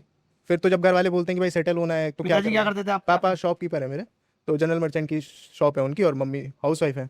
बहन भी है छोटी, वो कंप्यूटर इंजीनियर है, उसने NIT सूरत। तो पिताजी के लिए तो बड़ा सपोर्ट होगा कि आप अच्छा पैसा कमा रहे थे। हाँ सर, घर पे ये तो रहता है कि भाई आपके जब अच्छी सैलरी आ रही है तो कोई भी चीज़ें हैं तो आप कर सकते हो। मतलब नॉर्मल मिडिल क्लास में तो ये होता है कि भाई AC, TV, फ्रिज, यही सब। हाँ बताओ आप आगे। तो फिर टफ तो था ही, और फिर मैं जब 2 ही अटेम्प्ट बच रहे हैं 28 का तो मैं हो ही गया हूँ। और फिर लगते नहीं लेकिन 28 के पता है। हाँ सर, ट्रांसप्लांट करा लिया, बाल भी पूरे आ जाएंगे तो आपसे भी जवान लगूंगा। अरे ट्रांसप्लांट सही है भाई, ये तो फिर कैप से ही काम चला रहे हैं। बताओ। तो सर मुझे लगता है मेरी प्रिपरेशन में, मतलब मैं ऑनेस्टली बताऊं, मैं गया, मैंने एसएससी छुआ और रैंक लेके वापस आ गया। मतलब मुझे अभी तक नहीं पता एडवांस मैथ्स में कौन से चैप्टर है और अरिथमेटिक में कौन से चैप्टर है। अच्छा, मतलब बस गणित आती है, ये नहीं पता है कि सेक्शन कौन सा हाँ है। मुझे ये पता है भाई ये चैप्टर है, इसमें ऐसे सवाल आते हैं, इसको ये ट्रिक्स मेरे को नहीं आती। जैसे यार आप खुद टीचर हो यार, बताओ, आपको ये हल्की चीज तो हो नहीं, टीचर की तो समझ पड़ जाती है ना, वो तुरंत समझ जाता है चीजों को। तो मैंने फिजिक्स के तो मतलब मैंने कोई भी चैप्टर पूरा शुरू से अंत तक नहीं पढ़ा। मैंने पेपर दिए शुरू में 5-10, मुझे समझ में आ गया भाई इस क्वेश्चन में मैं अटकता हूँ। तो जैसे प्रॉफिट लॉस है, और उसमें डिसऑनेस्ट शॉपकीपर नहीं पता था मेरे को क्या होता है, तो मैंने सीधे प्रॉफिट लॉस डाला, डिसऑनेस्ट शॉपकीपर बाय अभिनय सर, कुछ भी डाला, पढ़ लिया, उसको 20 मिनट में खत्म हो गई वो बात। क्या मैं प्रॉफिट क्या है, लॉस क्या है, ये क्यों मैं सीखने बैठूं भाई, वो तो आता ही ना मुझे। सही बात है ना। तो अब जैसे रीजनिंग में मुझे बहुत दिक्कत होती थी सीरीज वाले में, तो मैंने वो पर्टिकुलर सीरीज का, अब मैं उसमें उसको लेके बैठूं कि क्या सिलेबस है, क्यों, आप अपना कैलिबर समझो कि आप कहाँ स्टैंड। आपने सीधे मॉक दिए, यार आपका लेवल भी वो था, और उसके बाद आपको जहां दिक्कत लगी आपने पढ़ा। मैंने वो कर लिया। बाकी मैं आईसीएससी बोर्ड से पढ़ा हुआ, तो इंग्लिश में ज्यादा तकलीफ थी नहीं, वो कैब में थी, तो वो रोज का रोज मैंने पढ़ा 2-2 घंटे। बाकी फिर आप करो मेहनत, एंड में आपकी किस्मत है, नहीं तो फिर और। तो अभी आपका गणित में लेवल ऐसा है कि आप 15 मिनट में 25 सवाल कर लोगे?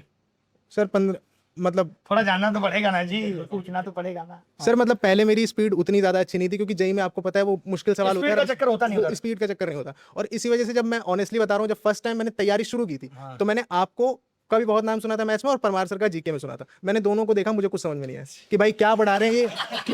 मुंह में बेइज्जती, आगे बढ़ो। फिर 3-4 महीने बाद जब लेवल बढ़ने लगा, तो फिर मुझे दोनों के बारे में ऐसा लगा भाई पढ़ा तो यही रहे हैं, इससे ही होगा, मजा आने लगा। फिर वैसे ही वो होगा। शुरुआत में हम पहली बार में समझ में नहीं आते, ये तो बात है, पहली बार में समझ पाना मुश्किल है, लेकिन अब तो सत्य वही है कि 15 मिनट में 25 सवाल करने हैं, तो वो मेथड्स आने चाहिए। वो मेथड्स आने चाहिए, वरना जो लास्ट डिजिट है, डिजिटल सम है, ये सब तो जरूरी मैंने है। अब तो डिजिटल सम के टाइप बढ़ा दिए, पहले तो ये आप लोगों ने पढ़ाई था कि digital sum divisible by 9 check करते थे। अभी मैं एक क्लास लेके आ रहा हूँ यूट्यूब पे, जिसमें मैं बताऊंगा कि 7 से भी डिजिटल सम निकाला जा सकता है, 11 से भी डिजिटल सम निकाला जा सकता है। और जो चीज सर मतलब आप पढ़ाते समय बोलते हो ना, जैसे जब आप पढ़ाते हो तो कई सारे टीचर्स जो उसको नहीं, मैं ऑनेस्टली बता रहा हूँ, कोई नहीं समझ पाते हैं, तो वो कहते ये तो पर्टिकुलर क्वेश्चन में लग गया, ये तो इसमें लग गया, ये तो उन्होंने पहले। भाई आप जब करोगे तब तो आप एग्जाम में जाके करोगे, कि एग्जाम में क्या जादू थोड़ी हो जाएगा। जादू थोड़ी हो जाएगा, लगाओगे तभी तो, लगाओगे तभी होगा। इसमें लग गया, ये भी तो एग्जाम में आया है, कल को ऐसा आएगा कोई दूसरा लग जाएगा, ये हाँ। नहीं तो वो सही, वो नहीं तो ये सही। वही वाली बात है सर, प्रैक्टिस तो आपकी होनी ही चाहिए। मतलब इसीलिए मैं बोलता हूँ मॉक दो, ज्यादा से ज्यादा, और आपको जितनी खुराफात करनी है आप सब मॉक में करके देखो। मॉक में करके देखो, मैं भी यही। और आप नहीं मानते कि आप अगर सिलेबस बेसिक तरीके से आपने खत्म कर लिया, तो आपको लगता है कि आप एग्जाम में जाके इस तरीके की ट्रिक्स लगा लोगे? नहीं, आपको सिलेबस के दौरान लगानी पड़ेंगी, मॉक के दौरान लगानी पड़ेंगी, तब पेपर में जाके लगा पाओगे, नहीं तो हाथ पैर फूल सर मैं बोलता हूँ, मतलब मैंने जेईई एडवांस भी क्लियर किया है 2017 में। मतलब एसएससी के मैथ्स में ऐसा कुछ नहीं है, आईआईटी के मैथ्स के सामने वो कुछ भी नहीं है, कुछ भी नहीं। लेकिन फिर भी मैं नहीं कर पा रहा हूँ। क्यों? क्योंकि भाई वो मांगता है ट्रिक्स, वो मांगता है स्पीड, ये सच है। वो और अब तो और ज्यादा, जहां 15 मिनट में 25 सवाल, कल को मेंस में भी बोल देगा 30 मिनट में 30 सवाल, तो मुश्किल हो जाएगी।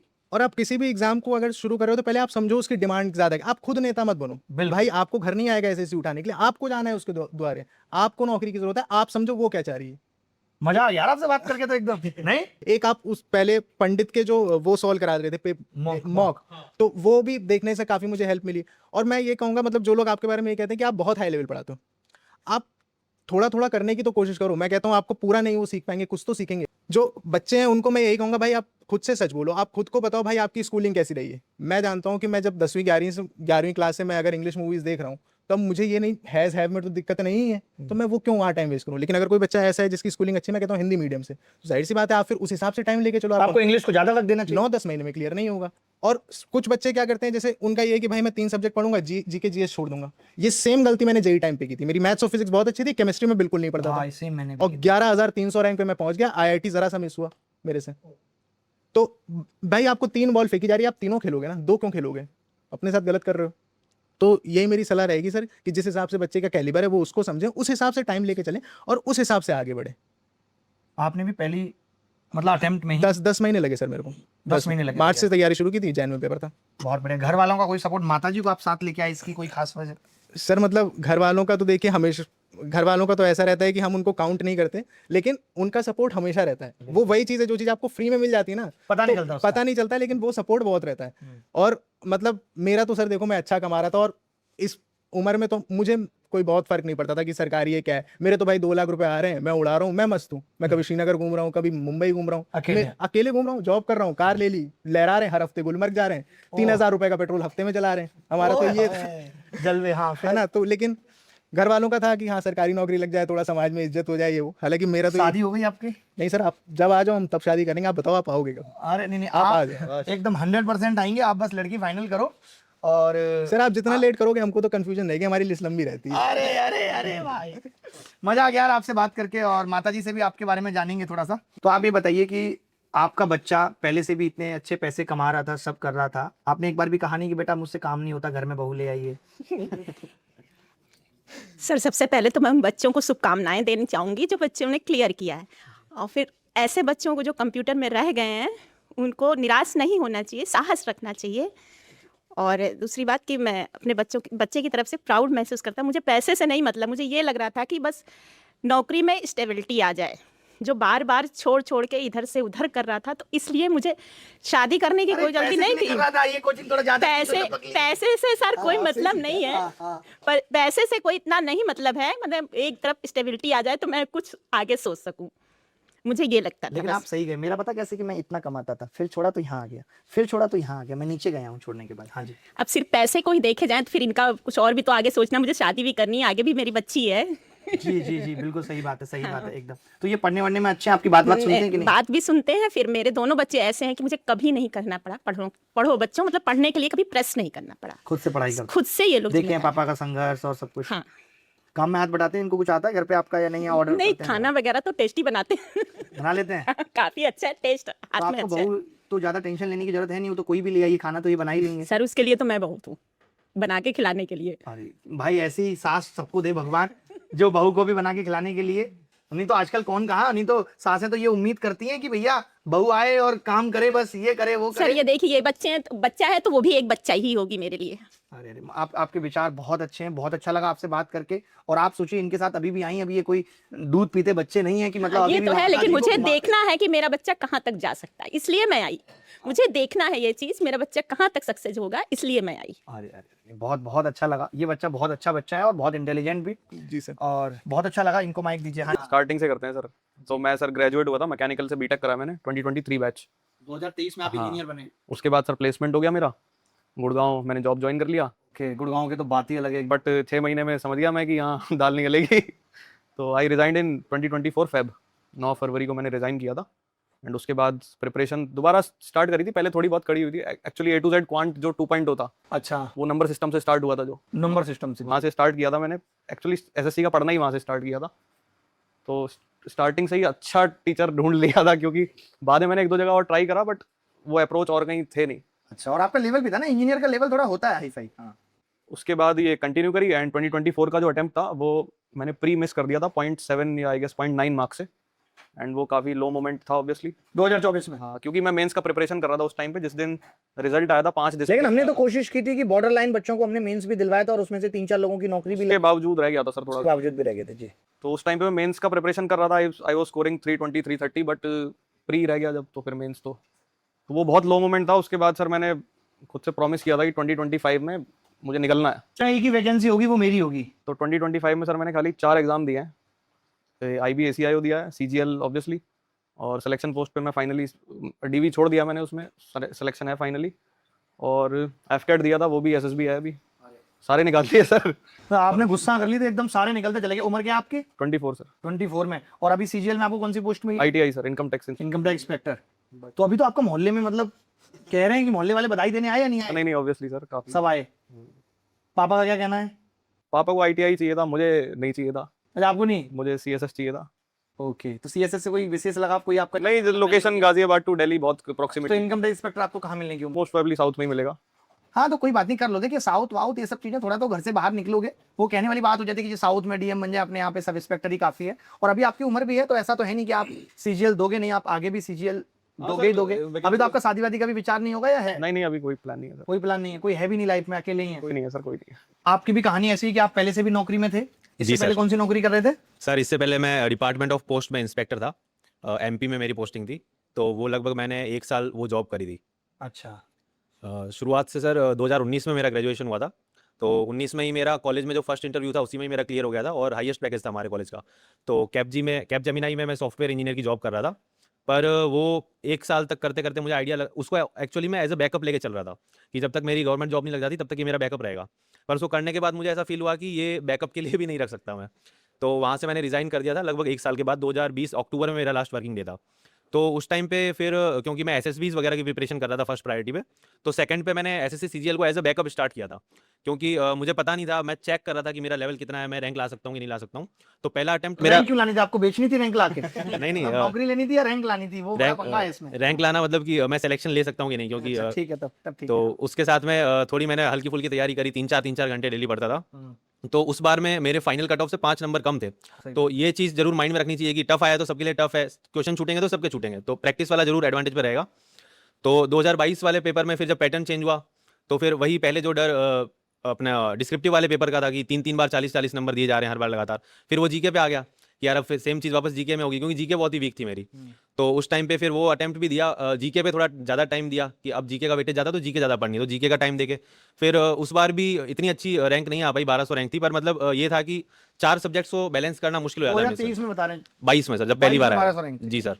तो 37,000 वैकेंसी थी उस टाइम पे, वैकेंसी सर। बहुत थी। तो उस टाइम ये हो गया क्योंकि पहली बार 4 सब्जेक्ट पढ़ने थे, पहले 2 सब्जेक्ट पढ़ रहे थे खाली मैथ्स और इंग्लिश, तो 4 को मैंने जितना अच्छे से नहीं हो पाया, और क्योंकि जीके वीक भी थी तो रैंक इंप्रूव नहीं हुई, 1100 से 1200 मतलब अप्रॉक्स उतना ही रहा। तो उसके बाद ये था कि चलो कोई बात नहीं, अब फिर से पढ़ना है, जीके को और पढ़ेंगे किसी ना किसी, क्योंकि जीके पढ़ के ही स्कोर बढ़ेगा, ऑलरेडी सैचुरेशन आ चुका था, मैथ्स इंग्लिश रीजनिंग में अच्छा स्कोर आ रहा है, सैचुरेट हो गया था। तो फिर वापस जीके पढ़ी, फिर 23 वाला अटेम्प्ट दिया। 23 वाले अटेम्प्ट में मेंस अच्छा हुआ, जीके में भी अच्छा स्कोर आया, क्योंकि उस बार जीके ईजी आई थी, तो जीके में ठीक स्कोर आया। पर उसमें फिर आंसर की चेंज हो गई, और जो रैंक में 600 के आसपास एक्सपेक्ट कर रहा था वो 900 चली गई। तो फिर उसके लिए कोर्ट केस वगैरह भी हुआ, पर ठीक है, वो 900 भी मतलब कॉन्फिडेंस आ गया था कि हाँ मैं 500 के अंदर रैंक ला सकता हूँ। तो फिर 24 वाला अटेम्प्ट भरा। फिर उस टाइम पे मैं 23 के अटेम्प्ट के बाद में मैंने तब 6 महीने का एक्सटेंशन लिया था, तो फिर मैंने 2021 वाली वैकेंसी से जो जॉब मिली थी वो ज्वाइन कर ली थी 2023 के दिसंबर में। तो वो जॉब करने लगा, 1 साल तक वो जॉब करी, जॉब के साथ ही 24 वाला अटेम्प्ट दिया। तो 24 वाले अटेम्प्ट में क्योंकि वैकेंसी ज़्यादा थी तो टीयर 1 की कट ऑफ गिरने का अनुमान था। तो और फिर ये भी था कि हमारे डिपार्टमेंट में लीव्स इतनी आसानी से मिलती नहीं है, तो प्लान मैंने ये किया था कि टीयर 2 के लिए लीव्स बचाता हूँ और अपना टीयर 1 थोड़ा कम पढ़ के देता हूँ। मतलब हालांकि ट्रेनिंग के टाइम में पढ़ता भी था, 3 महीने की हमारी ट्रेनिंग थी, तो जितना टाइम मिलता था उतना पढ़ता था। लेकिन जैसे ही ट्रेनिंग खत्म हुई जुलाई के आसपास और पेपर सितंबर में था, तो जुलाई से लेकर सितंबर 2 महीने ऐसे निकले कि बिल्कुल कुछ भी नहीं पढ़ने को मिला, क्योंकि डिपार्टमेंट ऑफ पोस्ट में वर्कलोड भी ज़्यादा रहता है, पूरा सब डिवीजन संभालना रहता है। तो तैयारी उससे खराब हुई, और फिर ऐसा हुआ कि टीयर 1.2 नंबर से रह गया।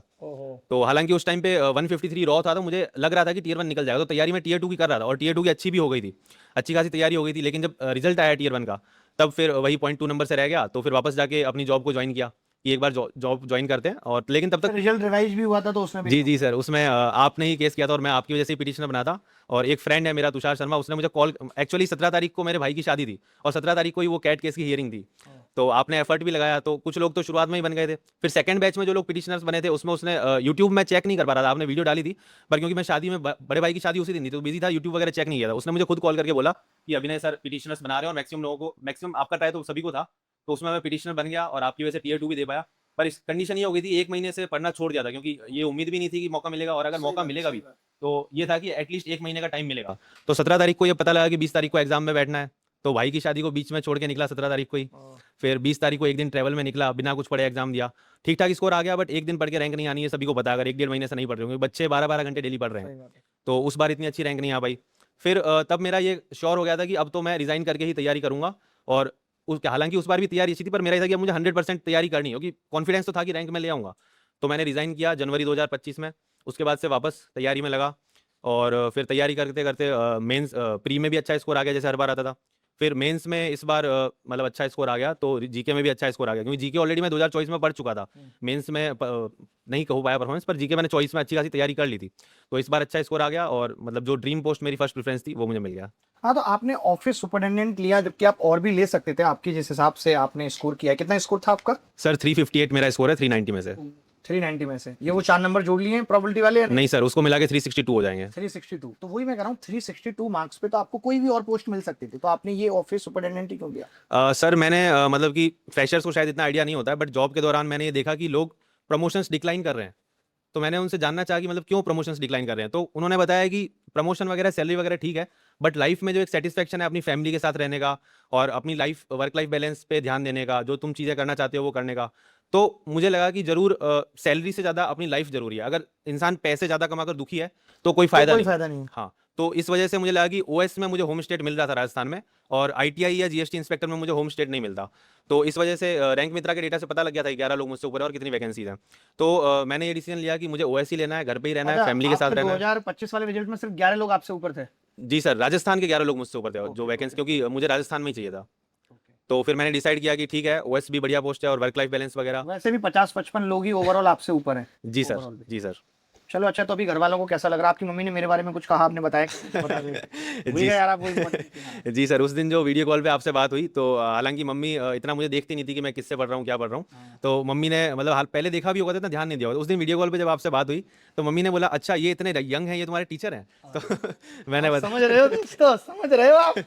हाँ। तो मैंने जरूर मम्मी को बताया कि हाँ सर थोड़ा फिटनेस वगैरह पे ध्यान देते हैं और इस तरह से सर का है। तो चलो बहुत अच्छा लगा यार आपसे बात करके।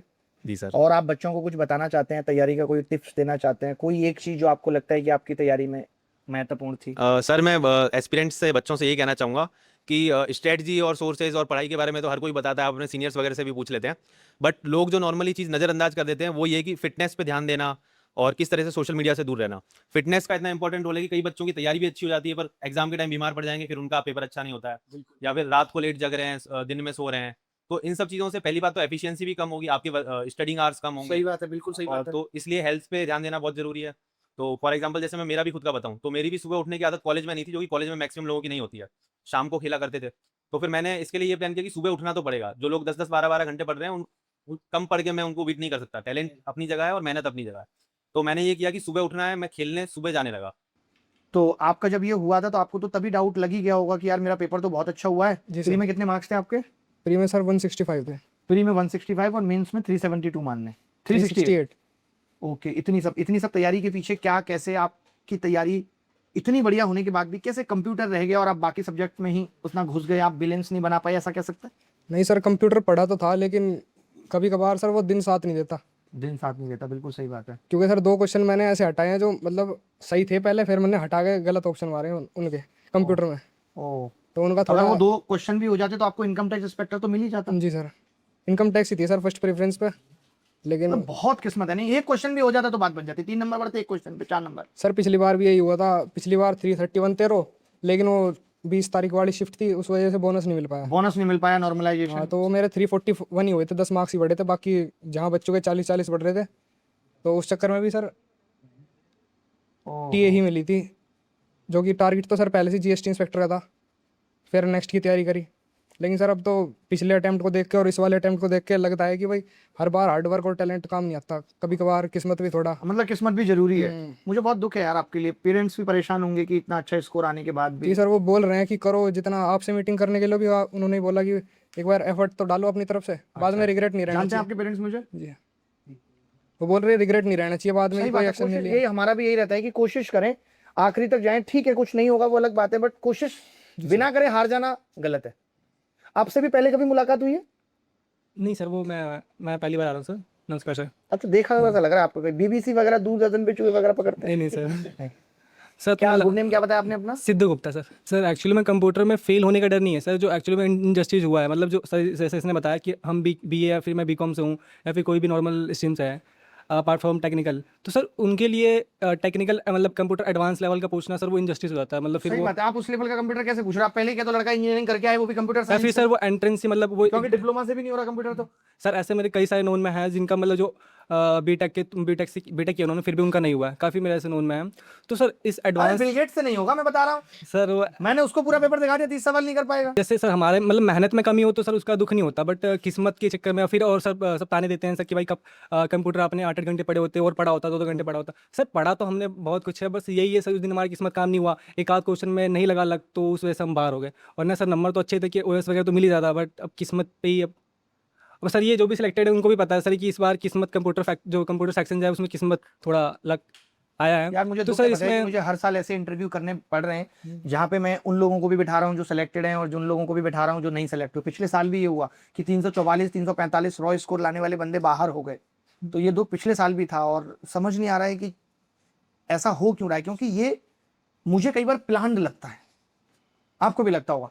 ये दर्शाता है कि आपने की ये मनसा रही है कि हमें कैसे डिजर्विंग कैंडिडेट को बाहर करना है। और मुझे हैरानी ये भी सोच के होती है कि इतने सारे टीचर जो कि पैसा का बस्ता लिए घूम रहे, लेकिन फिर भी सब मिला के 1500 रैंक नहीं पकड़ पा रहे। सिलेक्शन कितने हुए? 15,000। कौन है वो 15,000 बच्चे जिनको कोई नहीं पकड़ पा रहा है? पता ही नहीं चल रहा। कोई ना कोई किसी ना किसी टीचर से तो पढ़ रहा है। आप, मैं आपसे पूछूं कि 100 रैंक गिनवा दीजिए आप, 1 से लेकर के मुझे 100 तक की, आपको नहीं पता चलेगा कि कौन किससे पढ़ा है। और इतना भी आसान पेपर नहीं आ रहा कि कोई बिना पढ़े सिलेक्ट हो जा रहा हो। तो एसएससी के एग्जाम्स में, सरकारी नौकरी के एग्जाम्स में धांधलियां तो हो रही हैं। अब बाहर से नहीं दिख पा रहे हैं, वो पता नहीं चल पा रहा, वो एक अलग बात है। भाई साहब को दीजिए माइक। सर मेरा नाम ले लेते हैं आप लोगों की ना। हाँ बोलते रहिए आप। मैं बस यहीं सर से मेरा नाम तन्मय राघव है। मेरे रॉ मार्क्स 335 और कंप्यूटर में 14, तो बस 1 मार्क्स की वजह से। रॉ मार्क्स कितने? 335। अच्छा। और कंप्यूटर में 14, ईडब्ल्यूएस से 15 नंबर चाहिए होते हैं, तो बस वो 1 मार्क है कि मैं वहाँ बैठा हूँ और वहाँ बैठूँ का डिफरेंस है। बहुत तो बस यही है। और की लाइफ में सर मैंने ग्रेजुएशन करी है फिजिकल साइंस में दिल्ली यूनिवर्सिटी से। कौन सा अटेम्प्ट था आपका ये? सर 3rd मेंस था मेरा ये, 22, 24, 25। उनमें कोई नौकरी नहीं मिली उनसे पहले वालों में? नहीं, हर बार 22 में टाइपिंग में रह गए, 24 में नॉर्मलाइजेशन में रह गए। 328 मार्क्स थे मेरे ओवरऑल, और नॉर्मलाइजेशन में -8 हुए थे, जबकि सबके 40-40, 50-50 नंबर बढ़े थे, और 25 का भी 1 मार्क्स से कंप्यूटर में रह गए। ये है सर। तो और अगर 308, 309 कट ऑफ गई है और उसमें 15,000 बच्चे इन्होंने लिए हैं, लेकिन 10,000 बच्चे उससे ऊपर फेल भी हैं, तो कहीं ना कुछ तो कंप्यूटर में गड़बड़ है। और ऐसा नहीं है ना कि फिर तो इससे तो ये हो गया ना कि computer is only the parameter of quality of student. Computer ही तो पैरामीटर हो गया। आप समझिए कि 368 वाला बच्चा या 335 वाला सेलेक्ट नहीं हो रहा और 309 वाला या 8 वाला हो रहा है, का मतलब है कि यहाँ पे क्वालिटी सिर्फ कंप्यूटर की मायने रख रही है। क्या आप कंप्यूटर में 20 नंबर, 18 नंबर, 15 नंबर ला सकते हैं तो आप पास है, नहीं तो फेल। बाकी मेहनत सोचिए, एक तरफ 390 नंबर की मेहनत और एक तरफ सिर्फ कंप्यूटर में 15 और 18 की नंबर भारी पड़ गई। तब तो फिर 390 नंबर लेने की जरूरत ही नहीं थी। जरूरत क्या थी? आप 390 नंबर का एग्जाम नहीं लेते, सीधे कंप्यूटर का एग्जाम कराते, जो बच्चा पास है उसका आधार पे नौकरी दे देते, क्योंकि computer is only the deciding factor. जी सर। और आज कंप्यूटर यार कितना आना चाहिए, सब कुछ एआई में पता चल गया। 1 सेकंड में बच्चा पता कर लेता है Ctrl+X और ये Y। आज जरूरत नहीं है उतने कंप्यूटर की, आज सब कुछ एआई से हो सकता है। आज जरूरत डिस्क्रिप्टिव में वो एप्लीकेशन लिखने की नहीं है ना, नहीं लिखवाई जा रही। क्यों? क्योंकि अपडेशन हो गया, क्योंकि भाई अब एआई उससे बेहतर मेल जनरेट करके दे देता है आपको। तो आपको अब तो कंप्यूटर का दौर गिरना चाहिए, कंप्यूटर की वैल्यू को गिरना चाहिए, जहां आपने इतनी बढ़ा दी कि बड़े बड़े बच्चे बाहर हो गए। कंप्यूटर इंजीनियर कोड लिखवा लेता है एआई से। एआई से आज आप एआई से कोड लिखवा सकते हो, जरूरत ही नहीं है।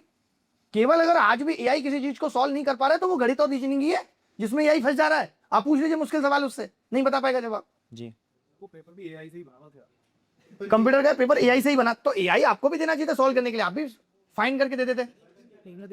हाँ, वर्जिन पेपर है। जैसे कर क्या रहे हैं sir, graduation wise, 12th base और मैट्रिकुलेशन वाइज पेपर सेट कर रहे हैं, आईआई से या फिर किससे भी कर रहे हो।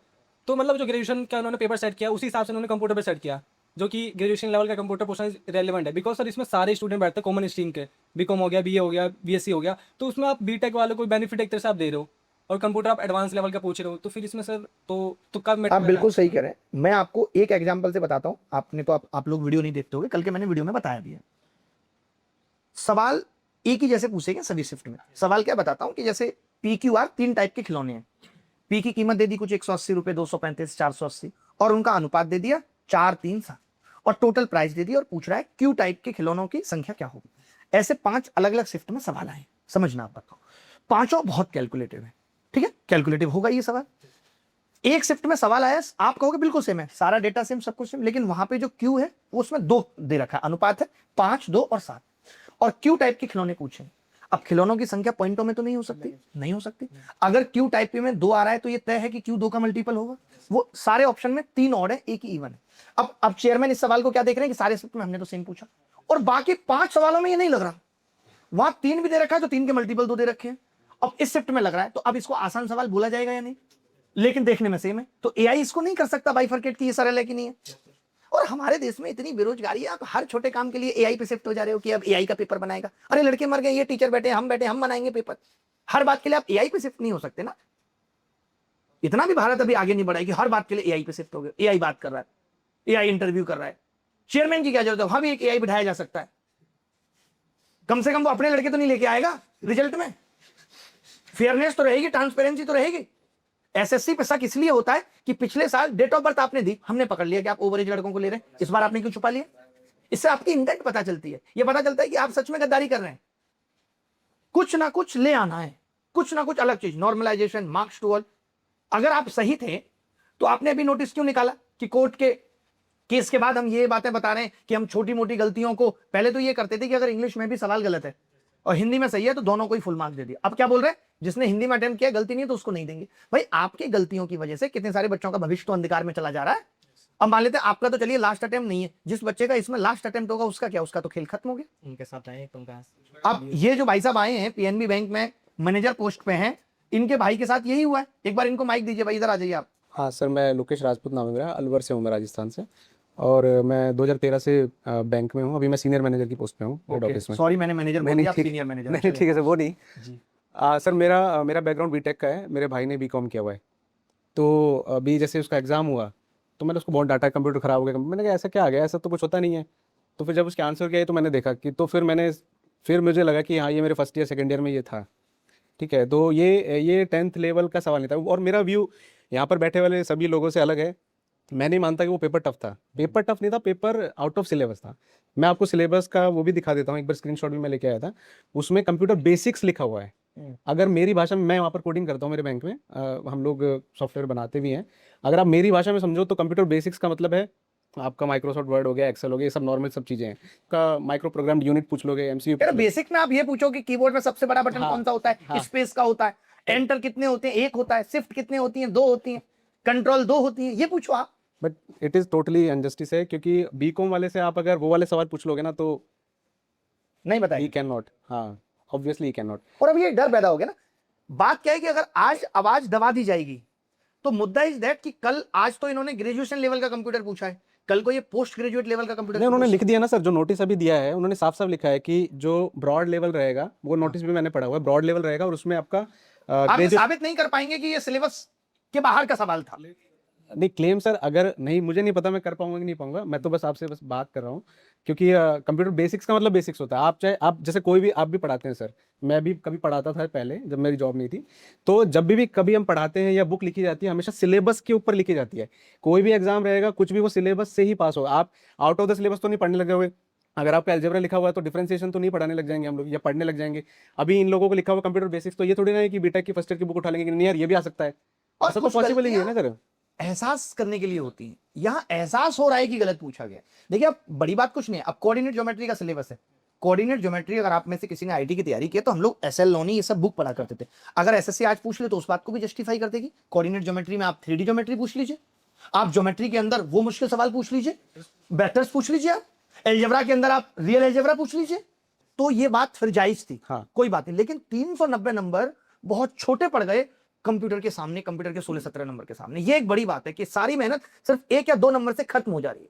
तो इसके लिए एसएससी को खुद से ही कुछ ना कुछ कदम उठाना चाहिए, क्योंकि ये बात क्या है कि वो बड़ी बात है। आप तो खुद कंप्यूटर को बड़ा नहीं मान रहे। अगर आप बड़ा मान रहे होते तो आप 100 नंबर का कंप्यूटर पूछते, आप 200 का कंप्यूटर पूछते। अब उसके 342 हैं और वो डिप्रेस था तो आया नहीं।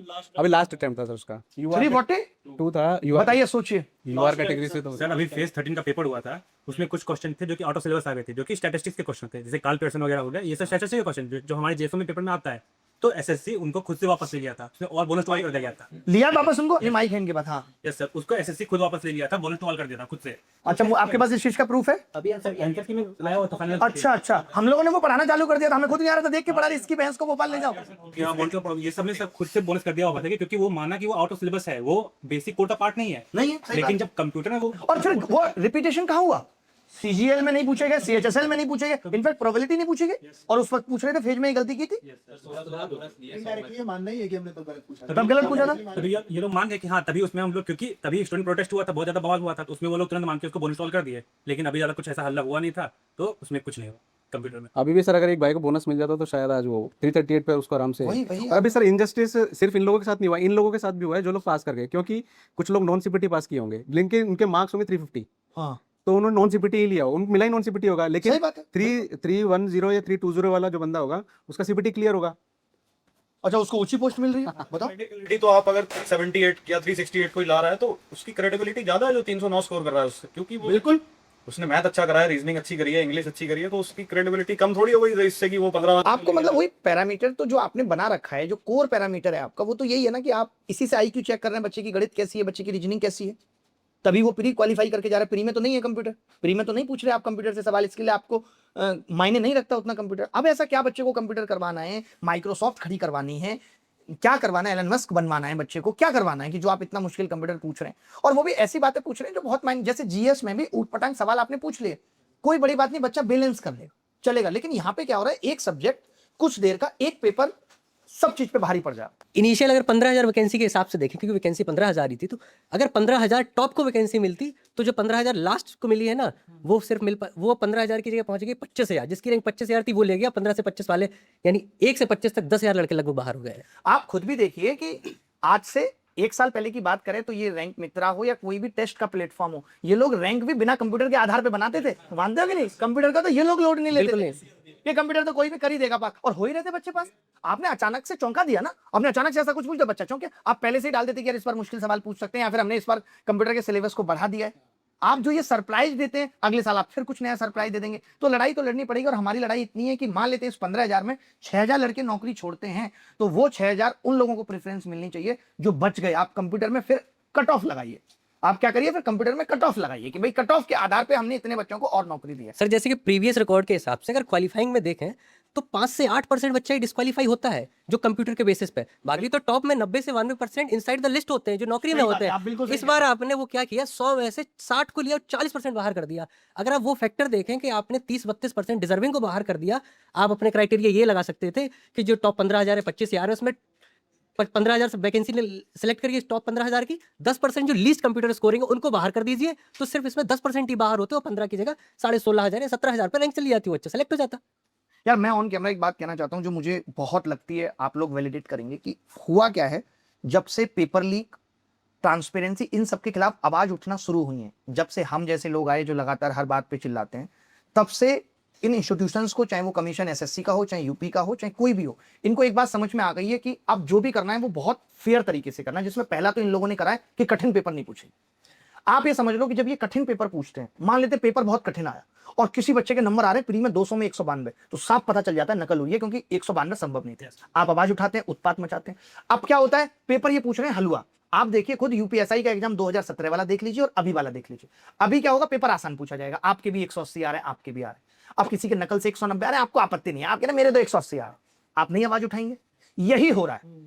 अगर ये बताओ आपकी किसी और तरीके से भर्ती करें, इससे बेहतर। अब आपको आपत्ति नहीं है कि 309 वाला सेलेक्ट हो गया, क्योंकि आप क्या मन को समझा रहे हैं, यार मैं कंप्यूटर क्वालिफाई नहीं कर पाए। कितना अच्छा रास्ता निकाल दिया कि आपके 368 भी आ रहे, फिर भी आप बाहर बैठे। और वहीं ये बाहर वैसे किसी और बहाने से करते, नॉर्मलाइजेशन से 368 को 330 बनाते। इन्होंने देख लिया था लास्ट ईयर कि ऐसा करेंगे तो बवाल हो जाएगा। अब आपके 368 भी है, बस नौकरी नहीं है आपके पास। नौकरी किसके पास है, 309 वाले के, 308 वाले के पास है। भी तो होता है ना, अगले साल फिर आप कुछ कर लोगे, अगले साल आपका मैथ्स मुश्किल पूछ ली, वही मुश्किल बोल ली। नहीं, जैसे 2017 में भी जब पेपर बहुत मुश्किल आया तो बच्चे को आपत्ति थोड़ी थी। मुश्किल से देखिए किसी को आपत्ति नहीं है। अगर कंप्यूटर में भी कट ऑफ लगे तो मुश्किल से आपत्ति नहीं है। कंप्यूटर में आप कट ऑफ लगाइए तो मुश्किल से आपत्ति नहीं है। हम लोग तो खुद बोलते थे आप जोड़ दीजिए टोटल नंबर, 368 वाले में उसके 16 नंबर जोड़िए और ओवरऑल कट ऑफ निकाल दीजिए, नहीं है किसी को आपत्ति। बात तो ये है ना सबसे बड़ी। लोग ऐसा बोलते हैं कि सर अगर कोर का पेपर ऐसा बनाना है कि 390 में से मतलब ऐसा हो जाए कि 250 ना का पास करना मुश्किल हो जाए, ठीक है, तो ऐसा पेपर बना ले, तो फिर पता चलता है ना कि हाँ किसके अंदर कैपेबिलिटी है उतना लाने का।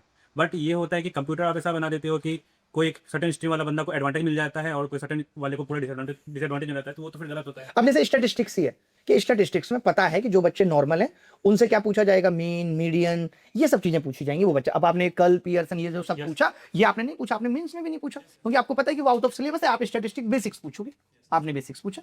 आप कुछ कहना चाहते हैं, थोड़ा सा आपके मन में कुछ भी ऐसा लग रहा है कि मेरे जीवन में अभी ये कमी है और मैं ये कैसे पूरी करूं, कुछ ऐसा आपको लगता है? सर कोई कमी नहीं है मेरी जिंदगी में, बहुत अच्छा आप तो जिम करते, तो जिम वालों के दिमाग में तो कुछ आता ही नहीं है। नहीं सर, कुछ नहीं आता, एकदम स्ट्रेस फ्री रहते हैं, स्ट्रेस फ्री रहते हैं। एक बार जिम हिट करो सारा स्ट्रेस गायब। आप वैसे तो नहीं चलते ऐसे करके? नहीं सर, ऐसे वाला तो नहीं आप है, नहीं थोड़ा बॉडी दिखाने का हो। नहीं सर, सीसीटीवी में चेक कर देना। हाँ दिख जाएगा सर, एकदम नॉर्मल चल रहा है। अच्छा, तो अभी सब सही है, अकेले ही हैं आप भी जीवन में? हाँ जी सर।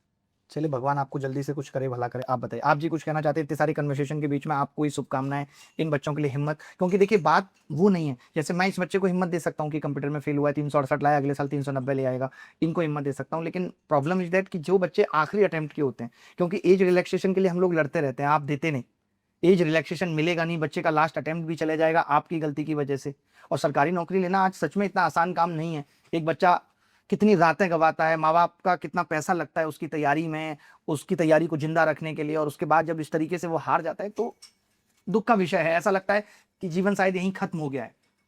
ये ज़रूर कहूँगा सर, किस्मत का खेल सबके साथ को नहीं पता। कुछ लोग फर्स्ट अटेम्प्ट में निकाल लेते हैं, वो क्या जानेंगे किस्मत का खेल क्या होता है। सही बात है। जिसने कई अटेम्प्ट दिए हों तब जाके सफलता मिली हो, और वो जानता हो कि उसका पिछला अटेम्प्ट किस कारण से गया था, कि उसकी इसमें या शायद इतनी बड़ी कोई गलती भी नहीं थी, वो फिर भी उस हार को स्वीकार करता है और आगे लगा रहता है कि चलो शायद इस बार नहीं था, अगली बार होगा।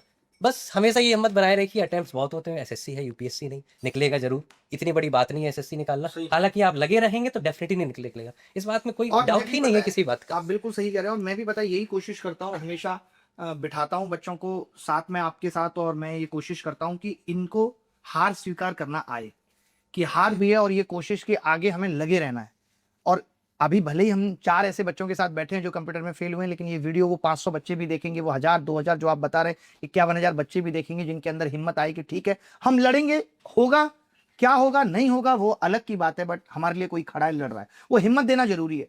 आज मुझे भी अच्छा लगता है, हर किसी को अच्छा लगता है कि सफलता सेलिब्रेट होनी चाहिए, लेकिन जो बच्चे नहीं सफल हो पाते, जो अंदर ही अंदर इस वक्त घुट रहे होते हैं, उनको हिम्मत देना, उनको संभालना हमारी प्रायोरिटी में होना चाहिए।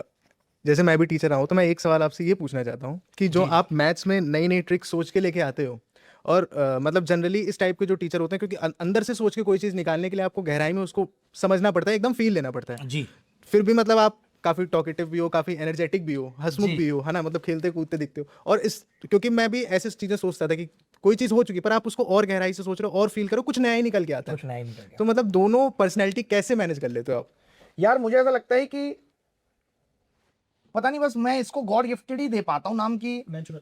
हाँ, मतलब भगवान की कृपा ही है कि मैं उस नजरिए से हर सवाल को सोच पाता हूँ। मैं आज भी पढ़ता हूँ, पहली चीज तो ये है कि मैं जरूर पढ़ता हूँ, मुझे बिना पढ़े नींद नहीं आती, वो सबके साथ होता है। बचपन में हम लोग जब भी किताब लेके बैठते थे तभी नींद आती थी, उससे पहले नहीं। तो ये है कि मेरा भी नींद आने का कि मैं किताब लेके बैठता ही बैठता हूँ। तो मुझे आज भी पढ़ना पसंद है। आज भी कोई कहता है कि बहुत मुश्किल सवाल पूछा गया, तो मुझे जरूर लगता है कि ऐसी कोई मुश्किल चीज नहीं है जिसको तोड़ा नहीं जा सकता। तो आज भी, और कहते भी हैं लोग कि पॉजिटिव एनर्जी के लिए सबसे ज्यादा जरूरी है चीजों को सिंप्लीफाई करना। जब भी आप किसी भी चीज को लाइफ में, जैसे मैं कहता हूं कि दुख सबके जीवन का हिस्सा है, सबके, और इतनी बारीकी से हम लोगों के जीवन में दुख गुता हुआ है कि हम उसे अलग कर ही नहीं सकते, अलग करने जाएंगे खत्म हो जाएंगे। बट पता मजा क्या है कि सोल्यूशन ढूंढ लेना। एक दुख है, आपने सोल्यूशन फाइंड आउट किया, आप खुश रहेंगे। फिर दूसरा है, आपने सोल्यूशन फाइंड आउट किया, आप खुश रहेंगे। तो ये सोल्यूशन ढूंढते रहना परेशानियों का, यही जीवन की खुशी का राज है। क्योंकि मैं बहुत खुश रहता हूँ, आपने एकदम सही बात की, उछलते कूदते रहना आज भी 40 की उम्र में आसान नहीं होता है, घुटने जवाब दे जाते हैं, मैं बता दूं आपको। और कोई कुछ सवाल पूछना चाहता है, आपके मन में कोई भी ऐसा सवाल हो जो आप पूछना चाहते हैं, कहना चाहते हैं आप में से कोई? जी। मैं तो सर यही सजेस्ट करूंगा, अगर जिसका भी नहीं निकला है इस बार, जो अनसक्सेसफुल रहे हैं किसी भी रीज़न से, कोई भी रीज़न हो सकता है, मेंटल हेल्थ का ध्यान रखना बहुत ज़रूरी है, क्योंकि पीयर प्रेशर रहता है। आप मेंटल हेल्थ का ध्यान नहीं रखोगे तो अंदर से ही खत्म हो जाओगे, कुछ एफर्ट बचेगा ही नहीं मारने के लिए। तो और उसके लिए अच्छी जरूरी है sleep, कि आपको वॉक भी करनी पड़ेगी, आपको मेडिटेशन भी करना लाइट पड़ेगा, डाइट योगा भी लाइट करना रखो, पड़ेगा। लाइट फूड लो और स्लीप अच्छी रखो, और हेल्प करती हैं चीज़ें डेफिनेटली। आपका अंदाज अच्छा लगा। तो आप अपना चैनल कब शुरू कर रहे हो, ये कैरी मिनाती वाला? नहीं सर, अभी क्या नाम है उनके चैनल का? अच्छा। अब तो वही डेड हो गया सर। अरे नहीं, मतलब लेकिन आपकी पर्सनैलिटी है और आप बोलते भी वैसे ही हो। चलिए शुरू करते हैं बिना किसी देरी के, हैं? नहीं सर, अभी तो कोई प्लान नहीं है, एक बार में एक ही काम करना चाहिए। हाँ, अभी पढ़ाई कर लेते हैं सर। हाँ, मत ये सब चक्कर में मत फंसो यार, कुछ नहीं। आप कुछ कहना चाहते हैं जी? आपके दिमाग में कोई बात? सर जिनका नहीं हुआ है बस ये है अपना दोस्त यारों में थोड़ा रहना, क्योंकि जब मेरे साथ ऐसा था 22 में, क्योंकि 21 में मेरे को लग रहा था कि हो जाएगा, उसके बाद जब 22 में एकदम ही चेंज होने के बाद पैटर्न जब नहीं हुआ, तो दोस्त यार बहुत सपोर्ट करते हैं। मलाई का भी बहुत जिम करते हैं, आपकी बात चलाओ उनसे। आप बताओ, अगर आप कहोगे तो ऐसे। सर वो थोड़ा ज़्यादा छोटी हो जाएंगी मेरे से। ज्यादा छोटे हैं। आप कुछ पूछना चाहते हो और बच्चों को, ऐसे बच्चों को कुछ कहना चाहते हो? सर बच्चों से मेरा ये कहना रहेगा कि क्योंकि खुद भी उस दौर में रहे हैं जहाँ चीज़ें मुश्किल लगती है और डिप्रेशन फ्रस्ट्रेशन वगैरह रहती है, तो नॉर्मली इंसान ये कोशिश करता है कि मैं मजबूत रहूँ, कि मतलब जैसे अगर पहले मैं कभी 10 घंटे पढ़ा करता था, वो कोशिश करता है 10 घंटे पढ़ने की। मैं ये कहना चाहूँगा कि पहले वाली चीज़ को टारगेट ना करें, क्योंकि जब आपको पता है कि इस टाइम मैं वीक हूँ, तो जितनी आप में ताकत है उतना ही करें। अगर आप आधा घंटा पढ़ सकते हो तो एटलीस्ट आधा घंटा पढ़ें। ये ना सोचें कि आज मैं 10 घंटा नहीं पढ़ रहा तो आज मैं रेस्ट कर लेता हूँ, कल मैं 10 घंटे पढ़ूंगा। आप आधा घंटा पढ़ सकते हैं, आधा घंटा पढ़ें, 1 घंटा पढ़ सकते हैं, 1 घंटा पढ़ें, क्योंकि कल के लिए टालना उस चीज़ का सॉल्यूशन नहीं है। आप जितना कोशिश कर सकते हैं, 100% नहीं कर सकते, 1% करिए, 2% करिए, लेकिन रुकिए मत, ये बहुत ज़रूरी है। सही बात। आप भी हिम्मत रखिए, और वक्त बदलेगा, सबका बदला है। सर सो फाइनली हम तो ये कहना चाहेंगे सर कि जैसे अभी तक बहुत ज़्यादा डिमोटिवेट फील कर रहे थे, बहुत ज़्यादा लग रहा था कि बहुत इनजस्टिस हुआ, ये हुआ वो हुआ। खैर अब जो हो गया सो हो गया, जहाँ तक जाएगा फाइट तो वो लास्ट के बात की बात है। बट यहाँ जब आए, जब भैया से मिले, इनसे जब बात हुआ मेरा, तो फिर यही समझ में आया कि यार डाउन इनके लाइफ में भी आया था। बट कहीं ना कहीं जब आप इस डाउन से निकल जाओगे तो इससे ज़्यादा बेहतर चीज़ मिले, क्या पता गॉड प्लान कुछ और हो, कुछ ज़्यादा बेहतर हो। सो बस इस बार यही अटेम्प्ट, इसीलिए इस तरह से अटेम्प्ट देंगे कि ऐसा मान लेंगे कि हाँ मेरा सिलेक्शन हो गया है, बस ज्वाइनिंग नहीं आया है, अगली बार रैंक बढ़ाना है हमको, तो हम जी। उस तरह से अब उस तरह सोच के तब इस तरह अटेम्प्ट देंगे। देखिए हमारा पर्पज भी यही होता है आप सबको मिलाने का कि एसएससी का तो यही प्लान रहता है कि बच्चों को भी बांट दो, अनसेलेक्टेड वर्सेस सेलेक्टेड, और बच्चे बट भी जाते हैं, उनको लगता है हमारी नौकरी ना चली जाए, तो वैसा कुछ भी नहीं है। आपने पिछले इतने सारे कोर्ट और केसेस में देखा भी लगातार। बस ये लड़ाई यही है कि अन्याय कब तक, हर साल आप कुछ ना कुछ कर रहे हैं, तो आप लोग मेहनत करेंगे, सफलता मिलेगी। ये कहना भी खैर आसान होता है, जिसके दिल पे बीतती है वही जानता है, जिसको लगता है कि अब कोई राह नजर नहीं आती, उस दौर में अपने आप को संभाल पाना मुश्किल होता है। लेकिन ऑप्शन क्या है, हमें यह सोचना है कि ऑप्शन क्या है, इस चीज से गुजरना ही पड़ेगा। दर्द का इलाज ही यह है कि दर्द से गुजरना मजबूत बना देगा, कि आगे कभी जीवन में और दर्द आएंगे तो आप झेल पाएंगे, क्योंकि दर्द जीवन के हर मोड़ पे आएंगे। आज अच्छा लग रहा है, कल नहीं लगेगा। कल को पत्नी के ताने होंगे, कल को घर ले लेंगे, ईएमआई होगी, कल को गाड़ी ले लेंगे, ईएमआई होगी, और प्रेशर बढ़ेगा, और लोड होगा, बच्चे हो जाएंगे, बच्चों की पढ़ाई का खर्चा होगा, वो सब कुछ मैनेज करने में दिमाग इतना उलझ जाएगा कि आप खुद पे ध्यान नहीं दे पाएंगे। तो सारी जिंदगी संघर्ष चलता रहता है, कभी थमने वाला नहीं है। आप ये नहीं सोच सकते कि यार बस नौकरी मिल गई अब सब कुछ शॉर्ट हो गया, तो नौकरी सब कुछ नहीं है जीवन से। हाँ, जो कैमरामैन, क्या नाम है तुम्हारा? हाँ, कैमरामैन दिग्विजय के साथ प्रोड्यूसर मिस्टर तुषार और नताशा थी कैमरे के पीछे, इनका बहुत सहयोग रहा। तो बहुत बहुत धन्यवाद आप सबका।